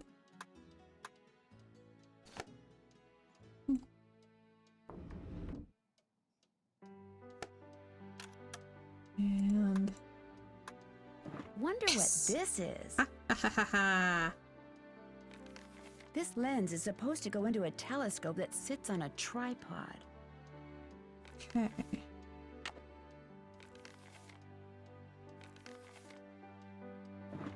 Well, we don't have one of those right now. Something fits in here, but what? Aha! Thought so.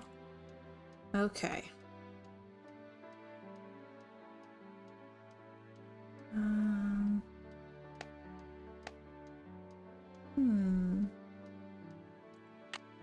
All right.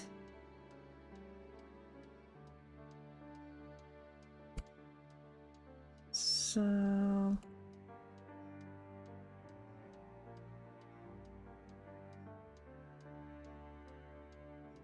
guess we'll put this in the order that they give and we'll see if that's it.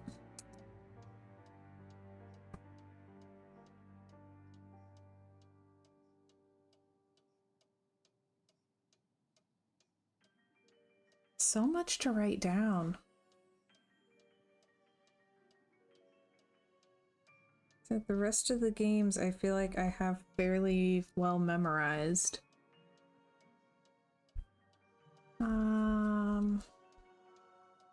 This one, it's just been so long. Leo goes... Here.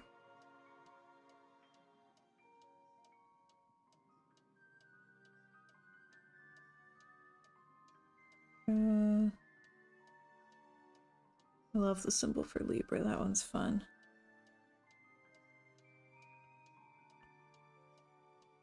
And then Sagittarius.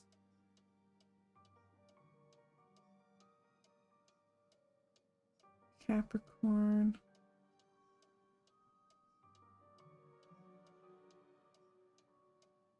Aquarius. Pisces. Alright, we'll try it in that order. Okay. Taurus. Gemini. Cancer. Leo. Where'd Leo go? There he is. Virgo. Okay, and Libra, Scorpio, house.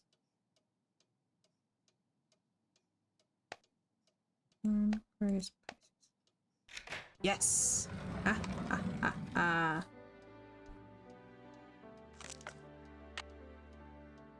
We found a moon. Ooh, Brave has a dentist appointment. Yuck. Oh yeah, I need to call and make one of those. I cannot express how much I don't want to call and make this appointment.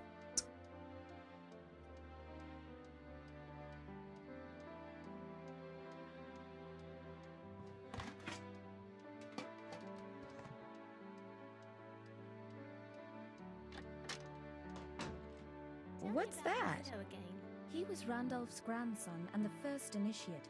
Odo did not have the proper qualities for Randolph's instruction.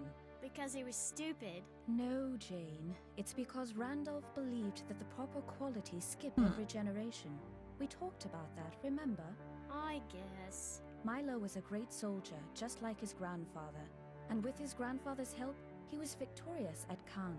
That was a battle fought in 1417, during the 100 Years' War. That's right. But I don't understand something. The 100 Years' War lasted longer than 100 years, right? So why do they call it that? Why don't they call it the 116-year war, huh? Oh my, look at the time. We need to go over your geometry. Please open your book to page 46 and read silently. Initiates?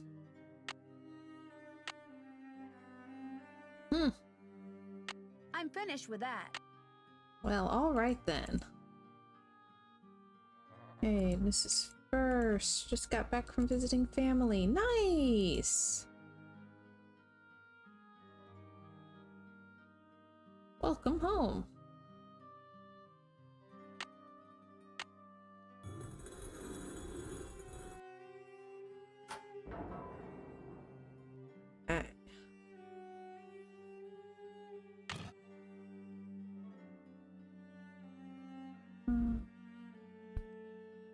Always so nice to come back.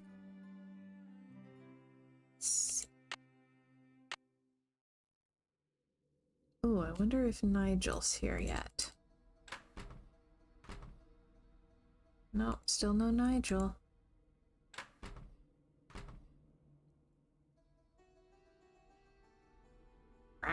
You're gonna need a bigger boat. Uh-oh, not good. Stay away, stay away! What's not good? Behind you! Don't look, don't look! You're just playing a joke on me, aren't you? Don't look, don't look! I'm not falling for that. There's nothing there, Lulu. Nothing there, fooled ya. Bye, Bird. Bob's your uncle. Bob's your uncle. And the winner is Lulu.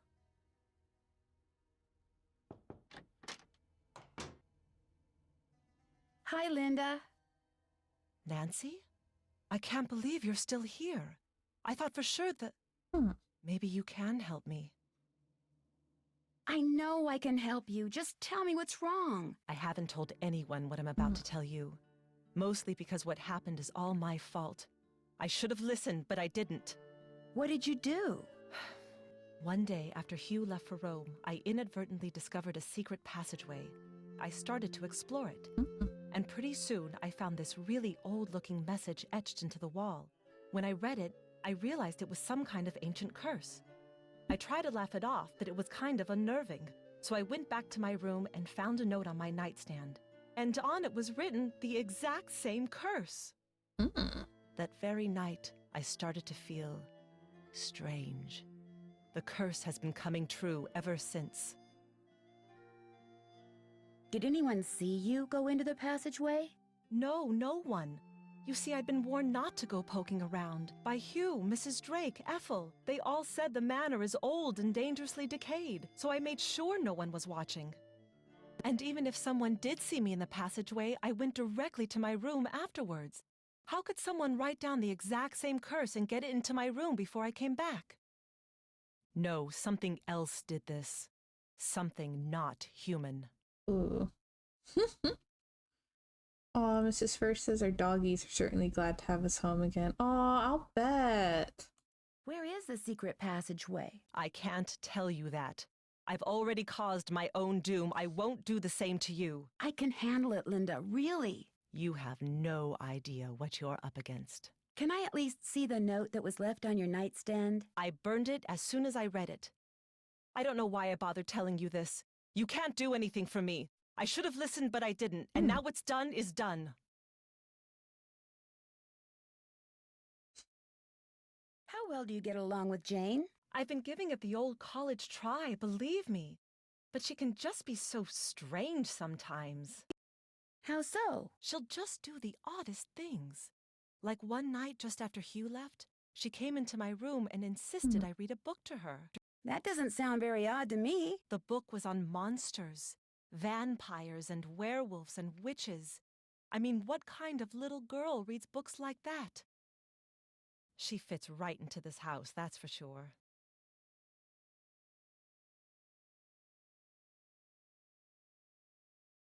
I'll see you soon. Goodbye. Hey, Pip, welcome back. How was dinner?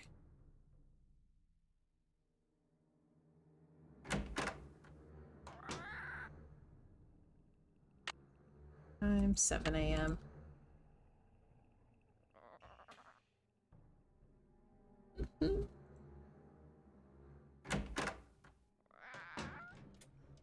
Let's see. What else is on our list? Ooh, breakfast for dinner's nice. Okay, well, we have lots of things to ask Jane about, but we can't talk to her until 2 o'clock.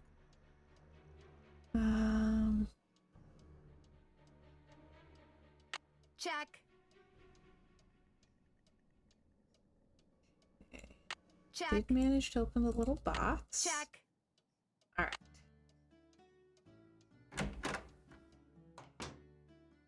Vir, viri, viro, virum, viro. Vir is Latin for what word? Man. Okay.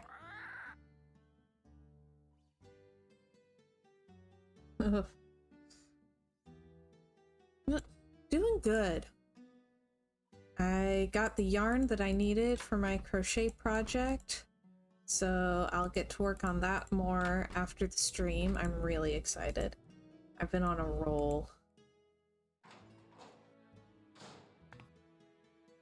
Oh, Chif says I need to make some biscuits. Sausage waiting to be defrosted. Ooh, I have a 4-ingredient gluten-free biscuit recipe that I'm obsessed with.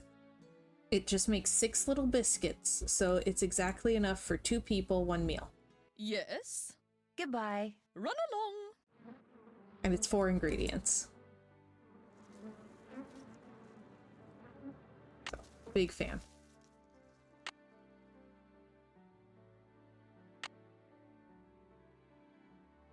Also, Chiv, conservatory.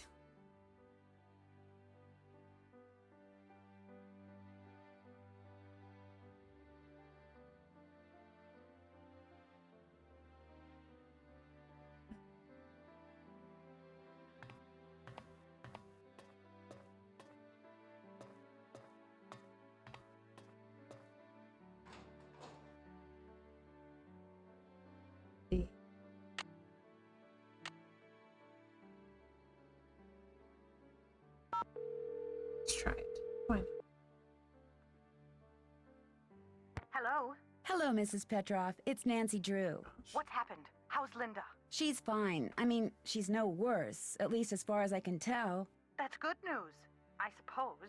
What can I do for you? When you were here visiting Linda, did you ever see or hear anything odd? Yes, Mrs. Drake. Why do you ask? Blackmoor Manor looks like the kind of place that most people would assume is haunted, don't you think? Frankly, I was too worried about Linda to take notice of much of anything there. Except that most of the rooms I saw looked like they'd been decorated by a medieval monkey. Love the rooms. Did Linda say anything to you about finding a secret passageway? No. Linda told you she found a secret passageway? Yes. Do you think she wasn't telling the truth? I don't know. Given her fragile state of mind, what's true and what she thinks is true may well be 2 different things, that's all. Goodbye, Mrs. Petroff. Thanks, Nancy. I'm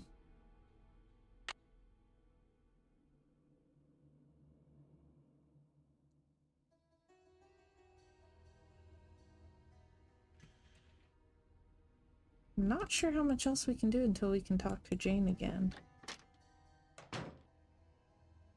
How are you doing? Linda? I'll be going now. Okay. Maybe we need to take a nap. Lulu won't give us a clue unless we have a And now key. the plural? Pueri, puerorum. Pueris, pueros, pueris.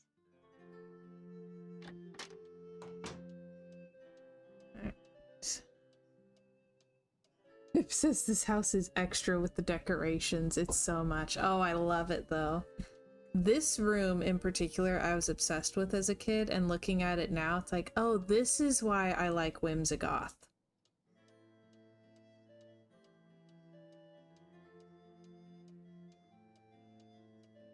I've never had a mural in my room. Not like this. Oh, yeah, I have plans. I'm gonna use the castle in House Flipper. Oh my gosh, I love it. Yeah, I will say my tastes have changed. I don't think I would want to live in it anymore. But Whimsigoth makes me feel nostalgic, and I think it's mostly because of this room.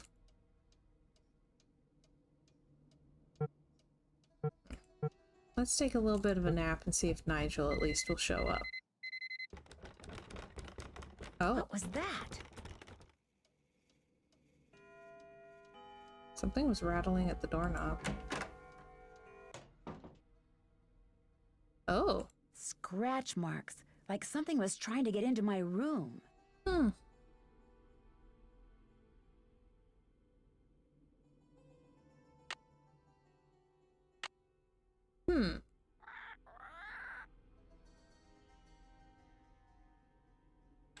Interesting. There he is. Ah, yes. Are you here from the agency? It's about time. No, I'm Nancy Drew, a friend of Linda's. How do you do? I'm Nigel Mukherjee. I'm researching the Penvillen family, and Mrs. Drake has graciously opened the library for me. Nothing much has been written about the Penvillens. Until now. Why do you think that is? It might have something to do with their scandalous history. Or perhaps it has something to do with the family treasure. Association says I painted Kermit the Frog on your wall as close to a mural as I can do. And I still miss Kermit. That was awesome. Luke says parrot attack, it squawks by night. Gosh. Family treasure? For centuries, the Penvillens have been very secretive. Some believe they're protectors of a fabulous treasure, or of some dark secret. There are several skeletons rattling about in the Penvillen closet. Take, for example, Eleanor Penvillen, tried and convicted of witchcraft in 1650, quite the height of the witch trials here in Essex. It was rumored that Cromwell arranged the conviction. Cromwell? Oliver Cromwell? Ironsides? I suppose they don't teach history any longer in the US. Lady Penvillen was a rather vocal critic of Cromwell's policies and helped many of his enemies flee the country. Whether she actually was a practitioner of witchcraft is unknown, although many visitors to the manor during her tenure reported hearing strange, ghostly bells. Some even saw phantom hands floating about the manor, tolling their charmed chimes. You mentioned some kind of scandal with the Penvillen family? Well, having a family member burned as a witch can hardly be considered a mark of pride, I dare say. And then there's the whole business with the Blackmoor beast. Blackmoor beast? It's a story that's been told for generations out here. During the 1600s, many of the villagers reported seeing a strange beast with red eyes and giant fangs prowling the moors. They asked the mistress of Blackmoor Manor, Eleanor Penvillen, to put a bounty on the beast's head. But, oddly enough, she not only refused, she forbade anyone from hunting the creature. It was rumored that the beast was Eleanor's husband, whom she had cursed for finding out too much about the Penvillen secret. I mean... Pip says, yeah, dumb Americans. Nancy can tell him about the fertile soil of the Midwest, though. Chip says a true daughter of the Midwest. I love so much that the book had that. It's like, I feel like we just don't have much fiction anymore that is like really steeped in unironic Midwestern pride, you know? Let's see. When I was walking up to the house, I saw something with red eyes that called out to me. Really? How extraordinary. Are you sure it wasn't just jet lag? Positive, and I heard it make this kind of growling sound. Perhaps it was the cursed husband of Eleanor Penvellyn, prowling about the moors in search of lost Yanks. Very funny. My gosh, Pip says it's so funny because my mom is a total Kansas farm girl pride sort of girl, so I hear it all the time IRL. Oh man. Like, I'll hear it from actual people, but in works of fiction, it's all just coastal stuff. Big city stuff. Like,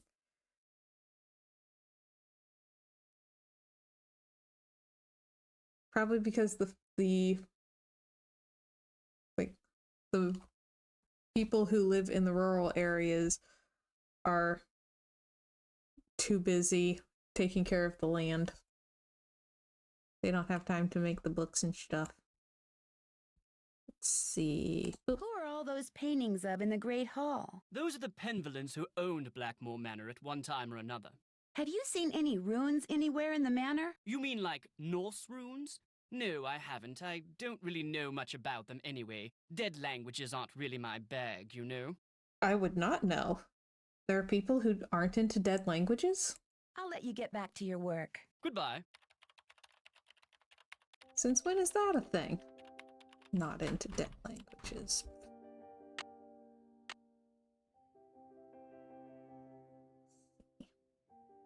Feast of Blackmoor.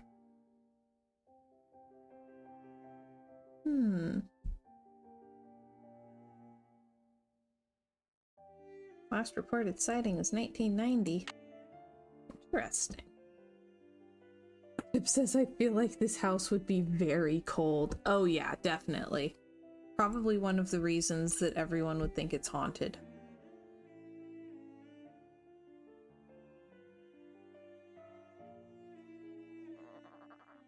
Nous sommes vous êtes ils sont. Again. Nous sommes vous êtes ils sont. Oof. Let's see. Do we need to nap again? Oh my gosh, that only took 20 minutes. It's not actually haunted. Everyone is just hallucinating from being cold. Yep. How are you doing? Linda? I'll be going now. Alright. I guess we nap. Forgot how much I have to nap in this game.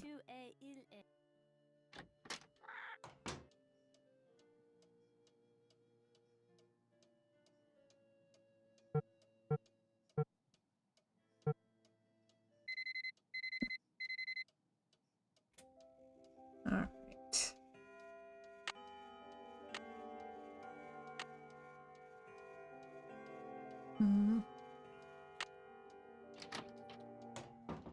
Very good. And now the plural? Pueri, puerorum. Pueris, pueros, pueres. Ugh. Ugh. First school day would melt my brain.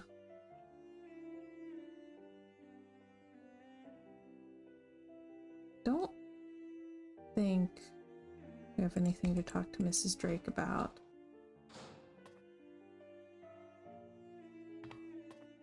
Let's see. I do love the conservatory.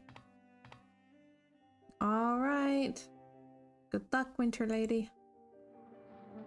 Yes? Do you believe that Blackmoor Manor is haunted? No, of course not. I've lived here for many, many years, and I can tell you without a doubt that absolutely no ghosts walk these halls.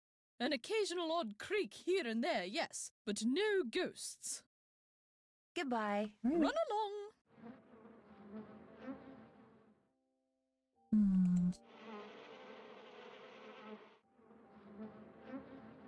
Okay.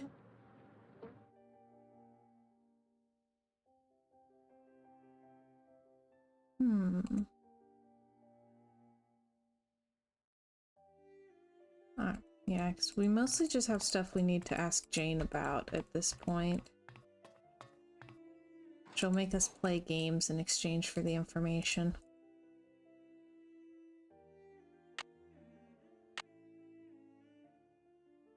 La fille qui quitte un monde. Fine. Arm. Boop. Okay. Bit a beat, bit a beat, bit a beat. Écoutez, répétez. That was until 2. Tu es, il est. Je suis, tu es, il est. Nous sommes, vous êtes, Oh my ils gosh. sont. Nous Why is it sommes, still vous making the êtes, noise? ils Ethel's sont. not there. That was weird. Hi, Nancy. Do you think there's a treasure hidden around here? I highly doubt it. I mean, if there were, wouldn't someone have already found it? When I asked Ethel about it, she said that it's the Penville name and heritage that should be treasured. Blech. Blah. Do you know what the password is for the computer in the library? Yes, but I won't tell. Not unless you beat me at Skull and Bones. You go Good first. with that. Haha. Pip says, I remember how horrifying this girl is. Like, girl, your head. God. Do you have any bats? Go dig. Do you have any skulls? You're going to have to go dig. Do you have any zombies? Dig. Do you have any skulls? All yours. Tombstones? You're going to have to go dig. Do you have any ghosts? Sorry.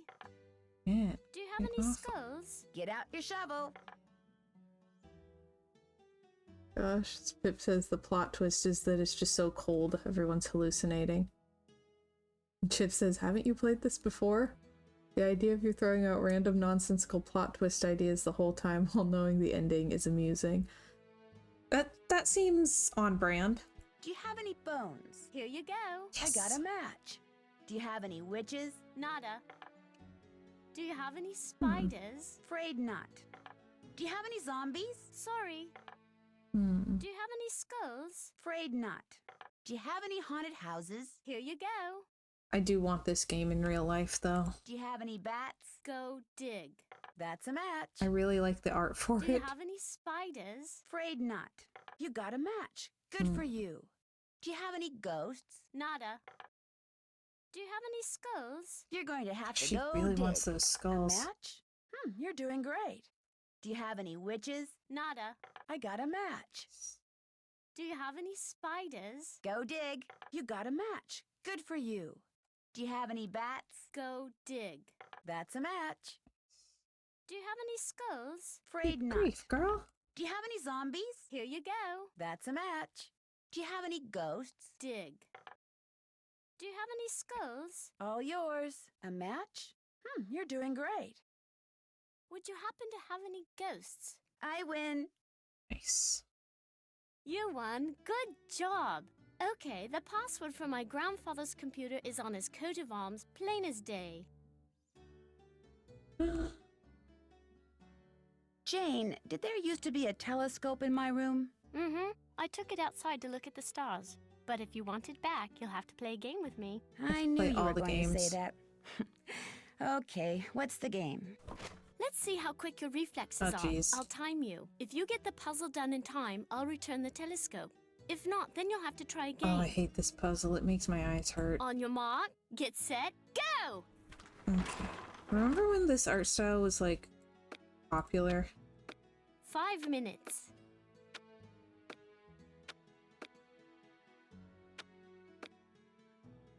Like, there were tote bags everywhere that had, like, this exact art on them.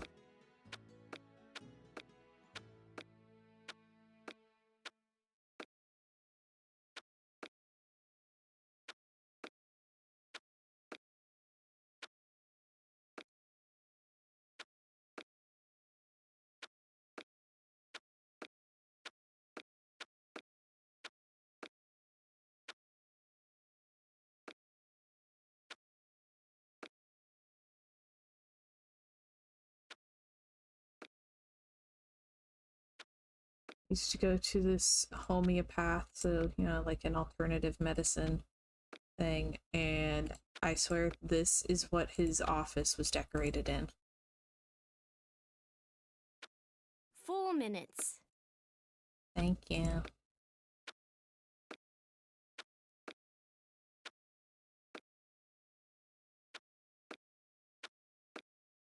There. You won. Good Okay. show. I'll put the telescope back in your room first chance I get. Pip says the girl has a power complex. I mean, she mostly just is asking everyone she can find to play games with her every chance she gets. You can relate to that, right? Do you know of any secret passageways in the manor? I found one, but all it did was lead to this funny picture. Do you think you could show me where the passageway is? Wouldn't you rather play a game with me? I'm so bored. Hey, Chiller, welcome, welcome. Well, the woman that we came to check on, who recently married a Brit, believes that she has been cursed, possibly by the ghost of a centuries-old witch. And so to solve this, we are playing puzzles with a 12-year-old. If I play a game with you, will you tell me where the secret passageway is? Okay. I got this at this really neat museum in the States. It's supposed to be an original Maya game, but don't worry. You don't have to, like, kill people or take their hearts out or anything. Now, if it was It's an really Aztec easy to game. play. You roll the corn and move your warrior the number of dots on the corn. If no dots, then you get to move 5 spaces. You get 2 turns, but you can pass on your second turn. You just keep on going down this track, and you can capture my person if you land on him. Whoever gets all the warriors wins. I'll be blue. Here we go. I reference the parrot, "Don't leave me, I love you," all the time. I do that to my friends on the phone. Your I'm turn. Fun. Pass. You can go. Pass. Seriously. Ugh, girl, Your we're gonna be turn. passing each other forever. Pass. Your turn.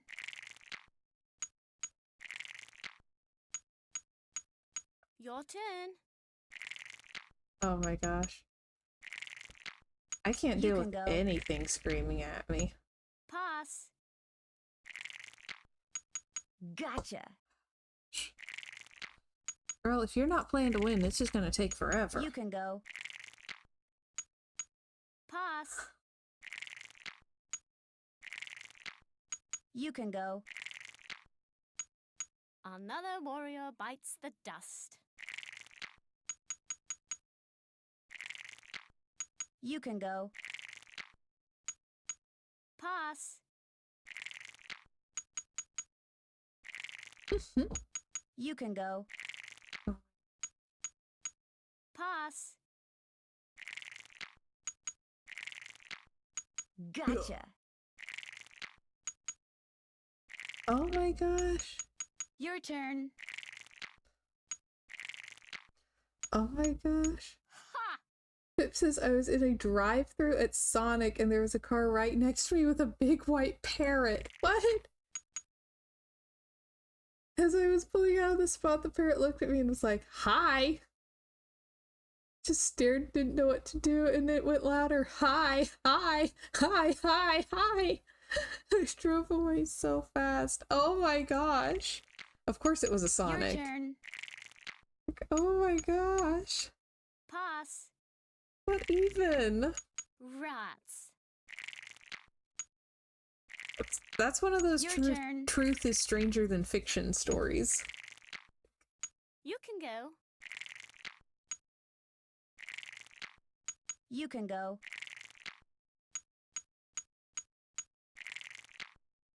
You can go. I should have been more prepared with how much I say hi. Your turn. Is this why hi means there's an Pass. emergency? You can go. Because it just triggers the memory of that parrot. Your turn. Oh, we could be stuck on this forever. You can go. Pass. Girlfriend? All There we go. No fair. Okay, I found the secret passageway in the East Hall. That's the hall with the coat of arms on the door. But it's not a very exciting secret passageway. You're going to be totally bored. Wouldn't you rather play a game with me instead? This child is dying of boredom. Like, they need to, like, put in a swing set or something. The East Hall is locked. Do you know how I can get in it? My great aunt took the key. She probably thought I'd break something in there. But I found another one. Here, you can keep it if you want. Pretty key. I like it. Have you ever heard anything strange at night that sounds like chanting? No.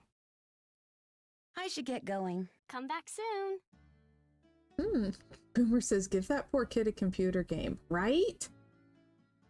Set her up on Xbox. Let her scream at people in Call of Duty. Something. Pip says I should have recorded it. The owner of the parrot was just watching it happen, smirking at me. So, You startled me. You must be Nancy. I'm Jane's tutor, Ethel. I startled you, jump scare Ethel? Hello, Ethel. Jane is very excited you're visiting. You're all she's talked about for the past week.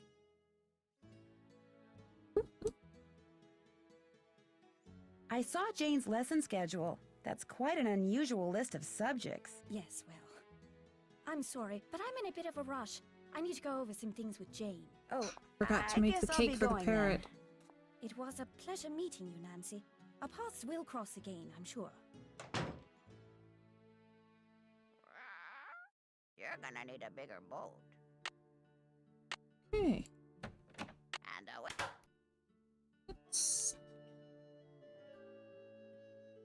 Okay, I love this gargoyle so much. I think it is the cutest thing. I want one that looks just like this. Like, I want this little gargoyle. Okay, Chiller asks how Pip's stream was. Chiff says it was fun. She gave me an artistic existential crisis. How'd she do that? What did Pip do to you?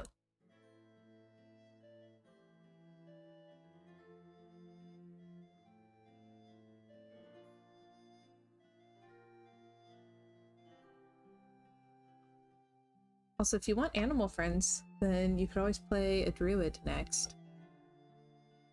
The hands move.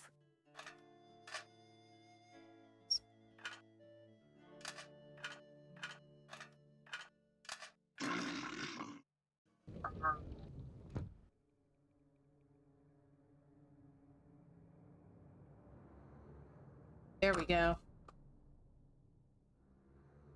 Yep, druid or ranger. Talking about art block. Ugh.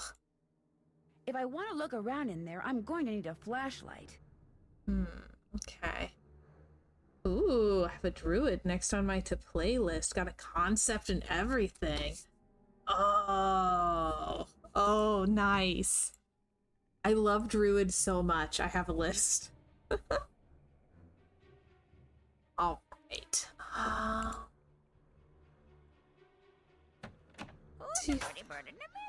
See if Ethel's done with Jane. PT dubs. Hello. Bye, bird. Now that is a sound that I should figure out how to make as like a reward or whatever. Just put that in the stream. Okay. I'm going to bake another cake for Lulu, if that's okay. Go right ahead. Welcome back, Winter Lady. Killer says, Pip, you're too sweet to bully anyone. Mark, on the other hand, haha. Okay, hey, Yay, organic lettuce. That's perfect to feed the parrot. And squawkingly good Polywana crackers. But tis. Great brand name.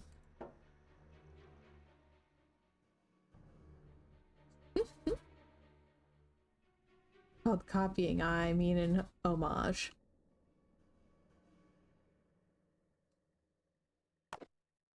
Mealworms. And mixed nuts.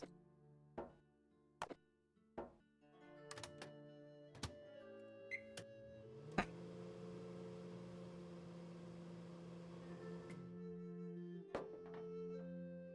I'm pretty sure that won't kill the parrot.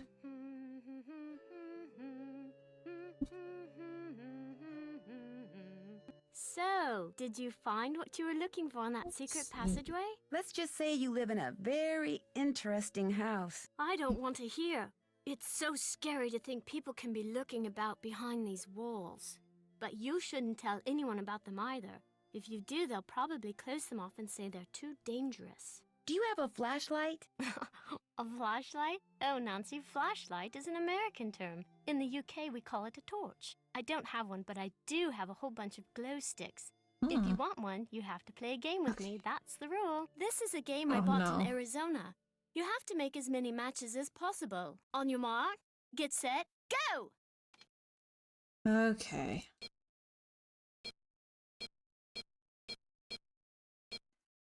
Oh, good grief. I hate these ones. I can't read chat.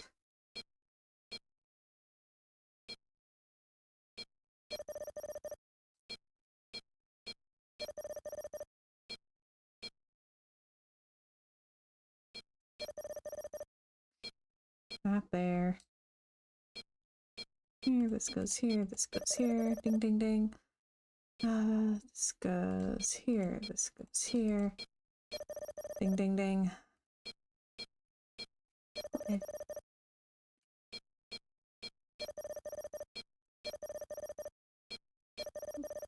Okay. Oop. Ah, sweet. Yay. Woohoo! Here's your glow stick. If this one goes out, I'll let you play for another one. Alright, Chiller asks Pip how she's doing. Pip says, thanks for asking, been doing pretty decent. We had a bit of a scare with our furnace during the week. Oh my gosh. I should get going. Toodles! Where we thought it was broken during the cold. Ooh, but thankfully it got fixed. And then it was chill again, but tis.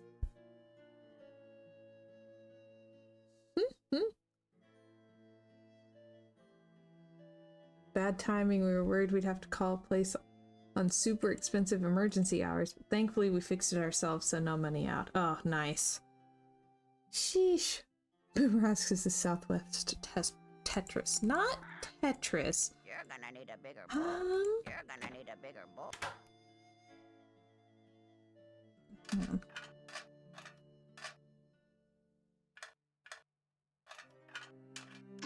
Boom. Haha. Okay. Got my glow stick. Woo! Secret passageway party! I'd have a rave in a secret passage.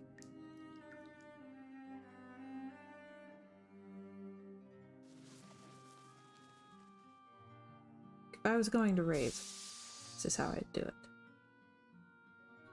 Grief, the stairs go down forever.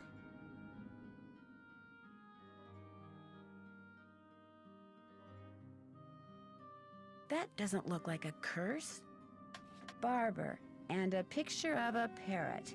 I wonder if Lulu has something to do with this.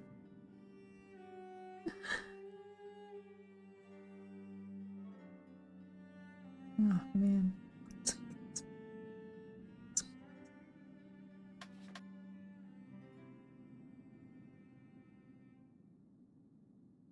Okay, we'll go talk to Lulu.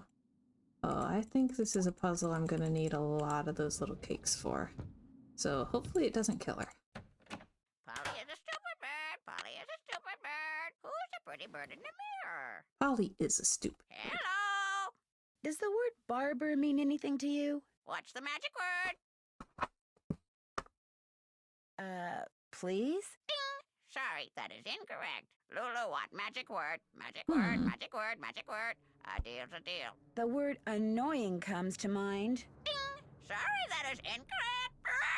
Magic word, magic word, magic word. A deal's a deal. Okay. I guess I'll go try to figure out what the magic word is. Cheerio. Okay. Who's the pretty bird in the mirror? That's done. Figure out Lulu's magic word. Check. That's done. I'm finished with that. Da-da-da. I'm finished with that. Okay. Coat of arms. Check. That's done. Got the telescope. Maybe Mrs. Drake would know the magic word. All right. Have a good evening, Pip. Glad you could drop by.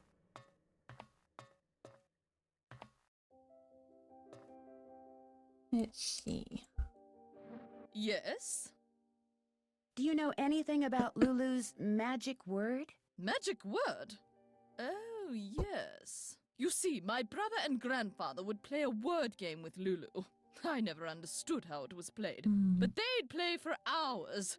Lulu would sometimes grow sullen and refuse to play the game anymore unless they told her that... Oh, what was it that they'd have to tell her? It's perched on the tip of my tongue. They had to tell Lulu that she was a very, very clever and beautiful bird. Would you have a torch that I could borrow? No, I'm afraid not. Jane ruined all of ours with some sort of experiment she cooked up. But I believe she may have some of those glow sticks for illumination. Goodbye. Run along. Oh, hey, we've got West Virginia representation. Nice.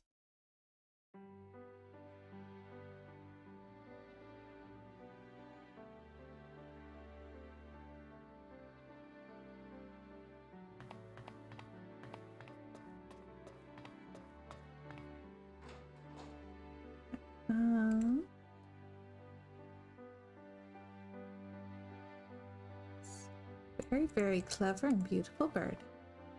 Hello! I know the magic word. Magic word, magic word. What's the magic word? Lulu is a very, very clever and beautiful bird.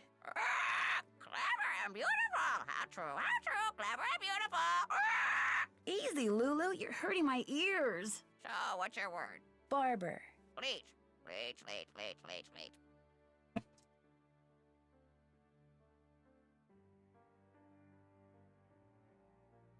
Barber. Leech. Okay. Bye, bird.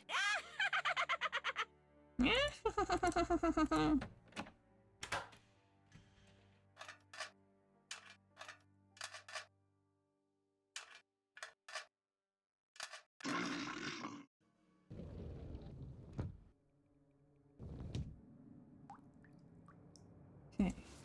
All the stairs. All of them.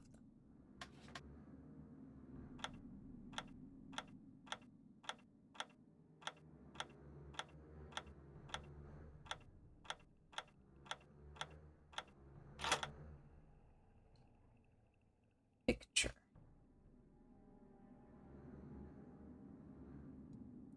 All right. Jiff says husband is watching Blackbeard's Ghost. I'm hearing it and can't help laughing. I love this movie. Oh my gosh. Is it the one I'm thinking of? Was it Peter Ustinov? You're gonna need a bigger boat. Pay no attention to the bird behind the curtain. Hello! Bye, bird. Don't leave me! I love you! Oh gosh, was I supposed to click on that?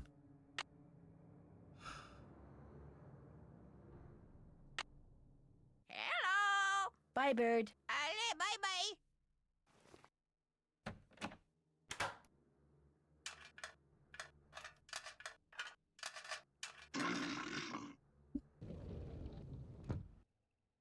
not watched that movie in years and years and years. It was formative. Why will she not ask Lulu about picture?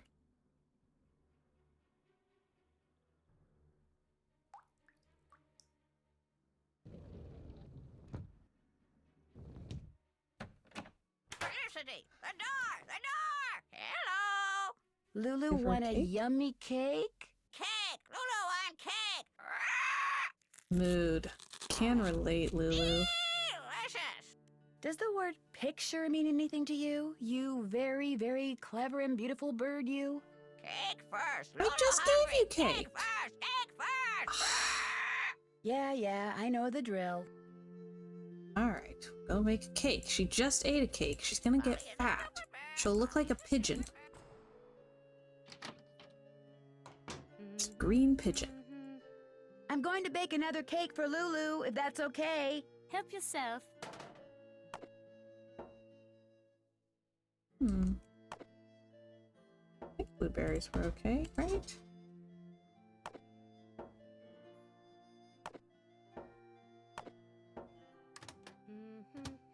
Never enough cake. Never.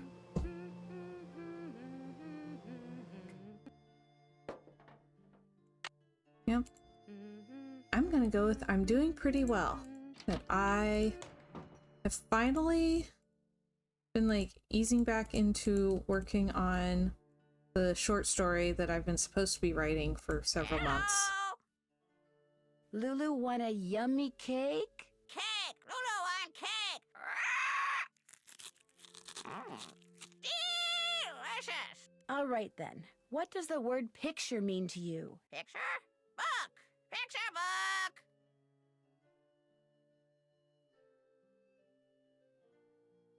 Okay.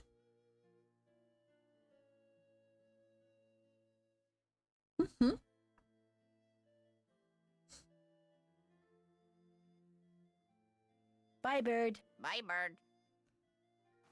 So Polly is a stupid bird. our Polly is a writing stupid bird. group is working on a short story anthology inspired by mythology, and Luke is the chief editor for it.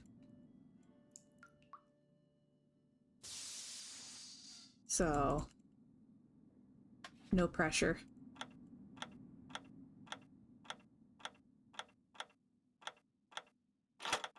Well, baby.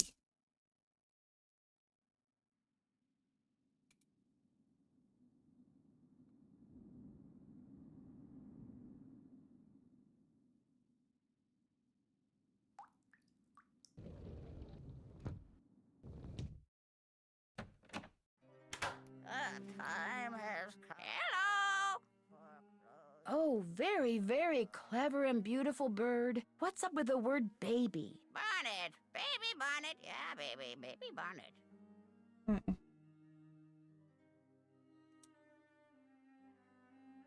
Bye, bird. Allez, bye-bye. Polly. Yeah, Luke has quite a bit of editing experience, but I've been, you know, very, very rusty. Haven't been writing for a while, so getting past that and trying to actually produce something in spite of the crippling fear of failure. Big deal. Oh my gosh, hour. I wonder if the next word's glass. And if it is, will it let me do it? Like baby bonnet, hourglass. Sounds like it would make sense.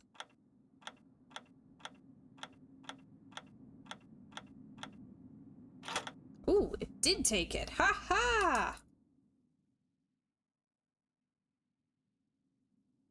An ant.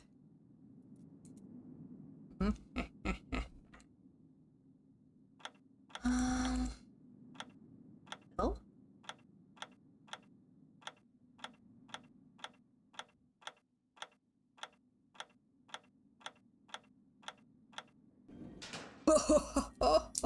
Oh,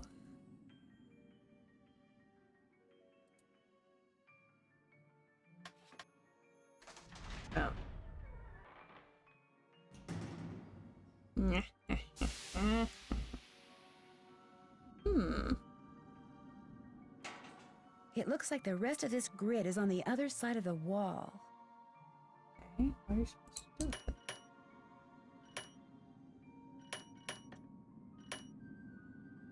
How do you know which way they're supposed to go?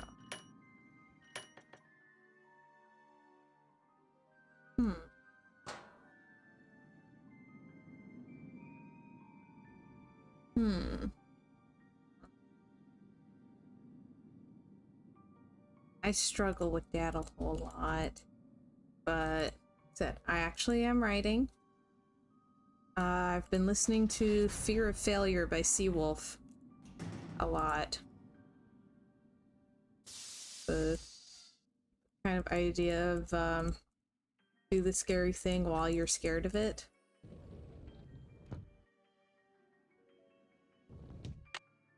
Instead of figuring out how to have it not be scary, just be scared and do it anyway. You gave me such a fright. What is with her? What were you doing in there? I was looking at the artifacts. They're quite intriguing. Oh, I see. Well, I didn't realize you were so interested in the treasures of Blackmoor. Do you think there is treasure hidden somewhere in the manor? No, not at all. At least, not the treasure you're probably thinking of. The Penvillans have lived here for centuries. The house resonates with their presence. Any hidden treasure in Blackmoor would be found in the family's history, in the Penvillans' passions and deeds.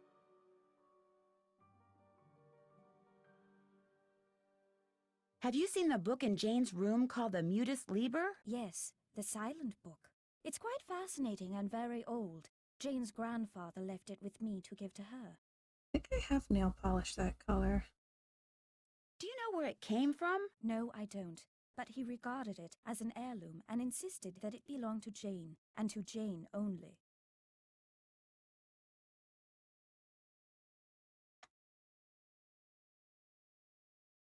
Thanks, Chiller, and you're not wrong.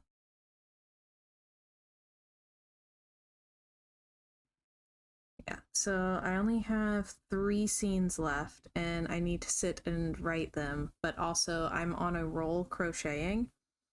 I am getting back into a crochet project that I haven't worked on in years, like a particular type of crochet thing. Have not made one of these in years, so it's very exciting to feel that inspiration again. It's just that I need to be inspired for something else right now. Do you know much about the Penvillan family history? Only that they were a very well-respected and talented family.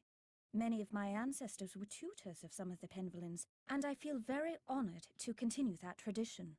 All right, night, Chiv. Glad you could drop by. What you're teaching Jane looks pretty rigorous, but interesting. I believe young people need to have a well-rounded education and learn what every other Penvillan should know. Have you ever heard the legend about the Beast of Blackmoor? Of course. Everyone who grows up in these parts knows it. But it's just a myth. One that unfortunately proved to be quite damaging to the Penvillans.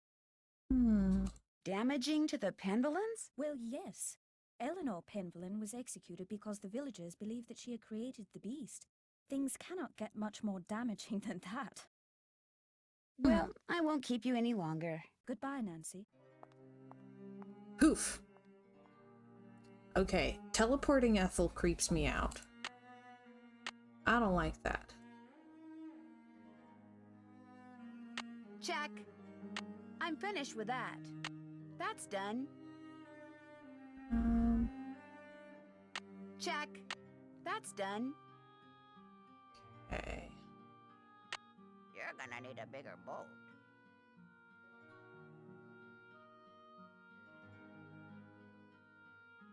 Fragmentum exit. Garbage out? I don't know. Latin was a long time ago. I did not get very far in high school Latin.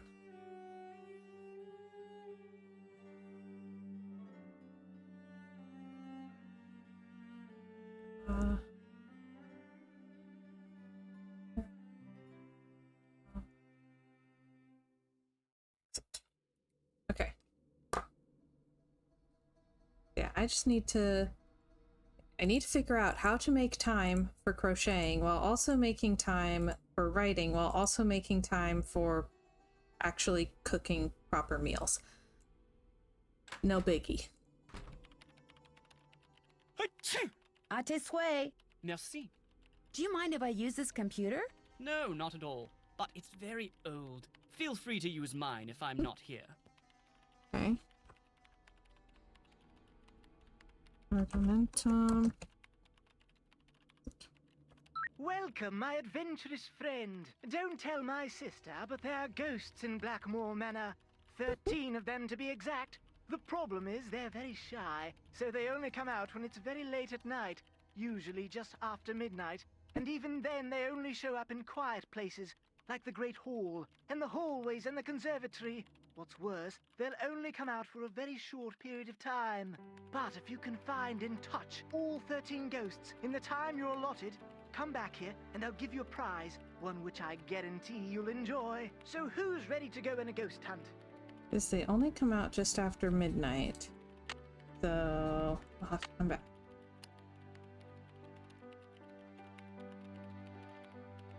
Alright. Find some of those old D&D prompts on the computer. Oh! Wow. See what else we got here. And then there's the telescope. That's done. Okay.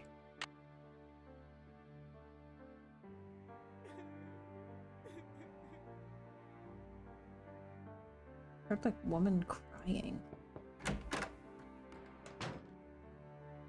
Linda, I found the secret passageway. Jane told me where it is, but I didn't see any curse in there. How could you have missed it?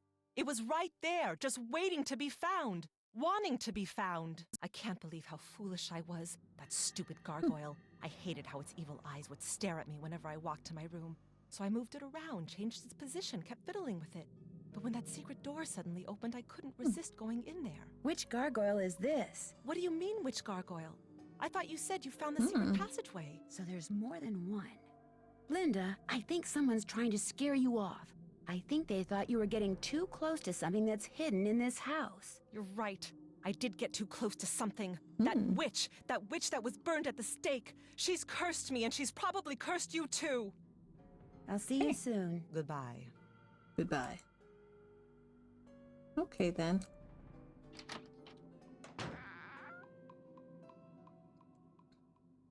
So I feel like you should probably end the stream here soon, so that we don't have like no game left next week. Ooh. Cool. There are symbols in that mural that I couldn't see before. Okay. Alright, what has one? Alright.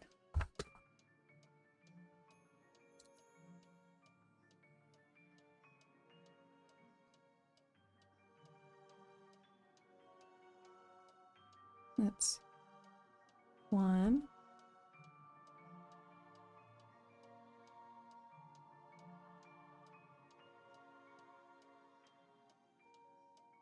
Tragedy.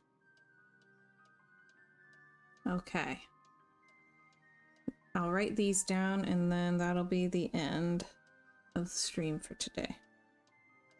And we'll finish the game next Monday.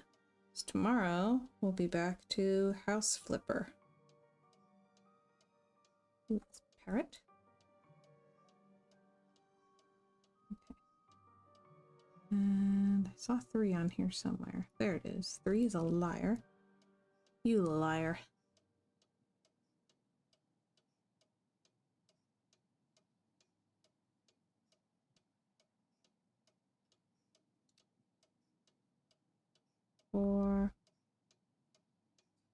Loots.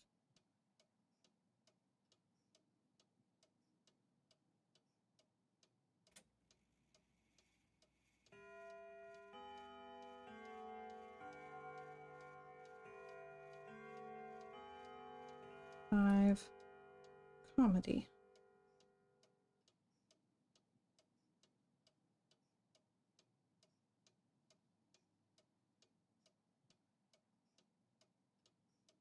Okay. That's all of them. All right.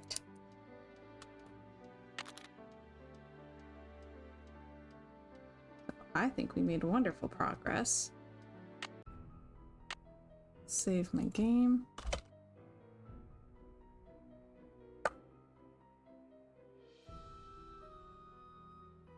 And we'll call it here. So, I will be back tomorrow, 3 o'clock Eastern Time, playing House Flipper. See what we end up working on. There's several projects in progress right now. Not that I get easily distracted or anything. And until then, thank you all so much for watching. I'm so glad you were able to spend this time with me. It was so nice getting a chance to see everybody. And I hope y'all have a wonderful rest of your evening. Bye, everybody.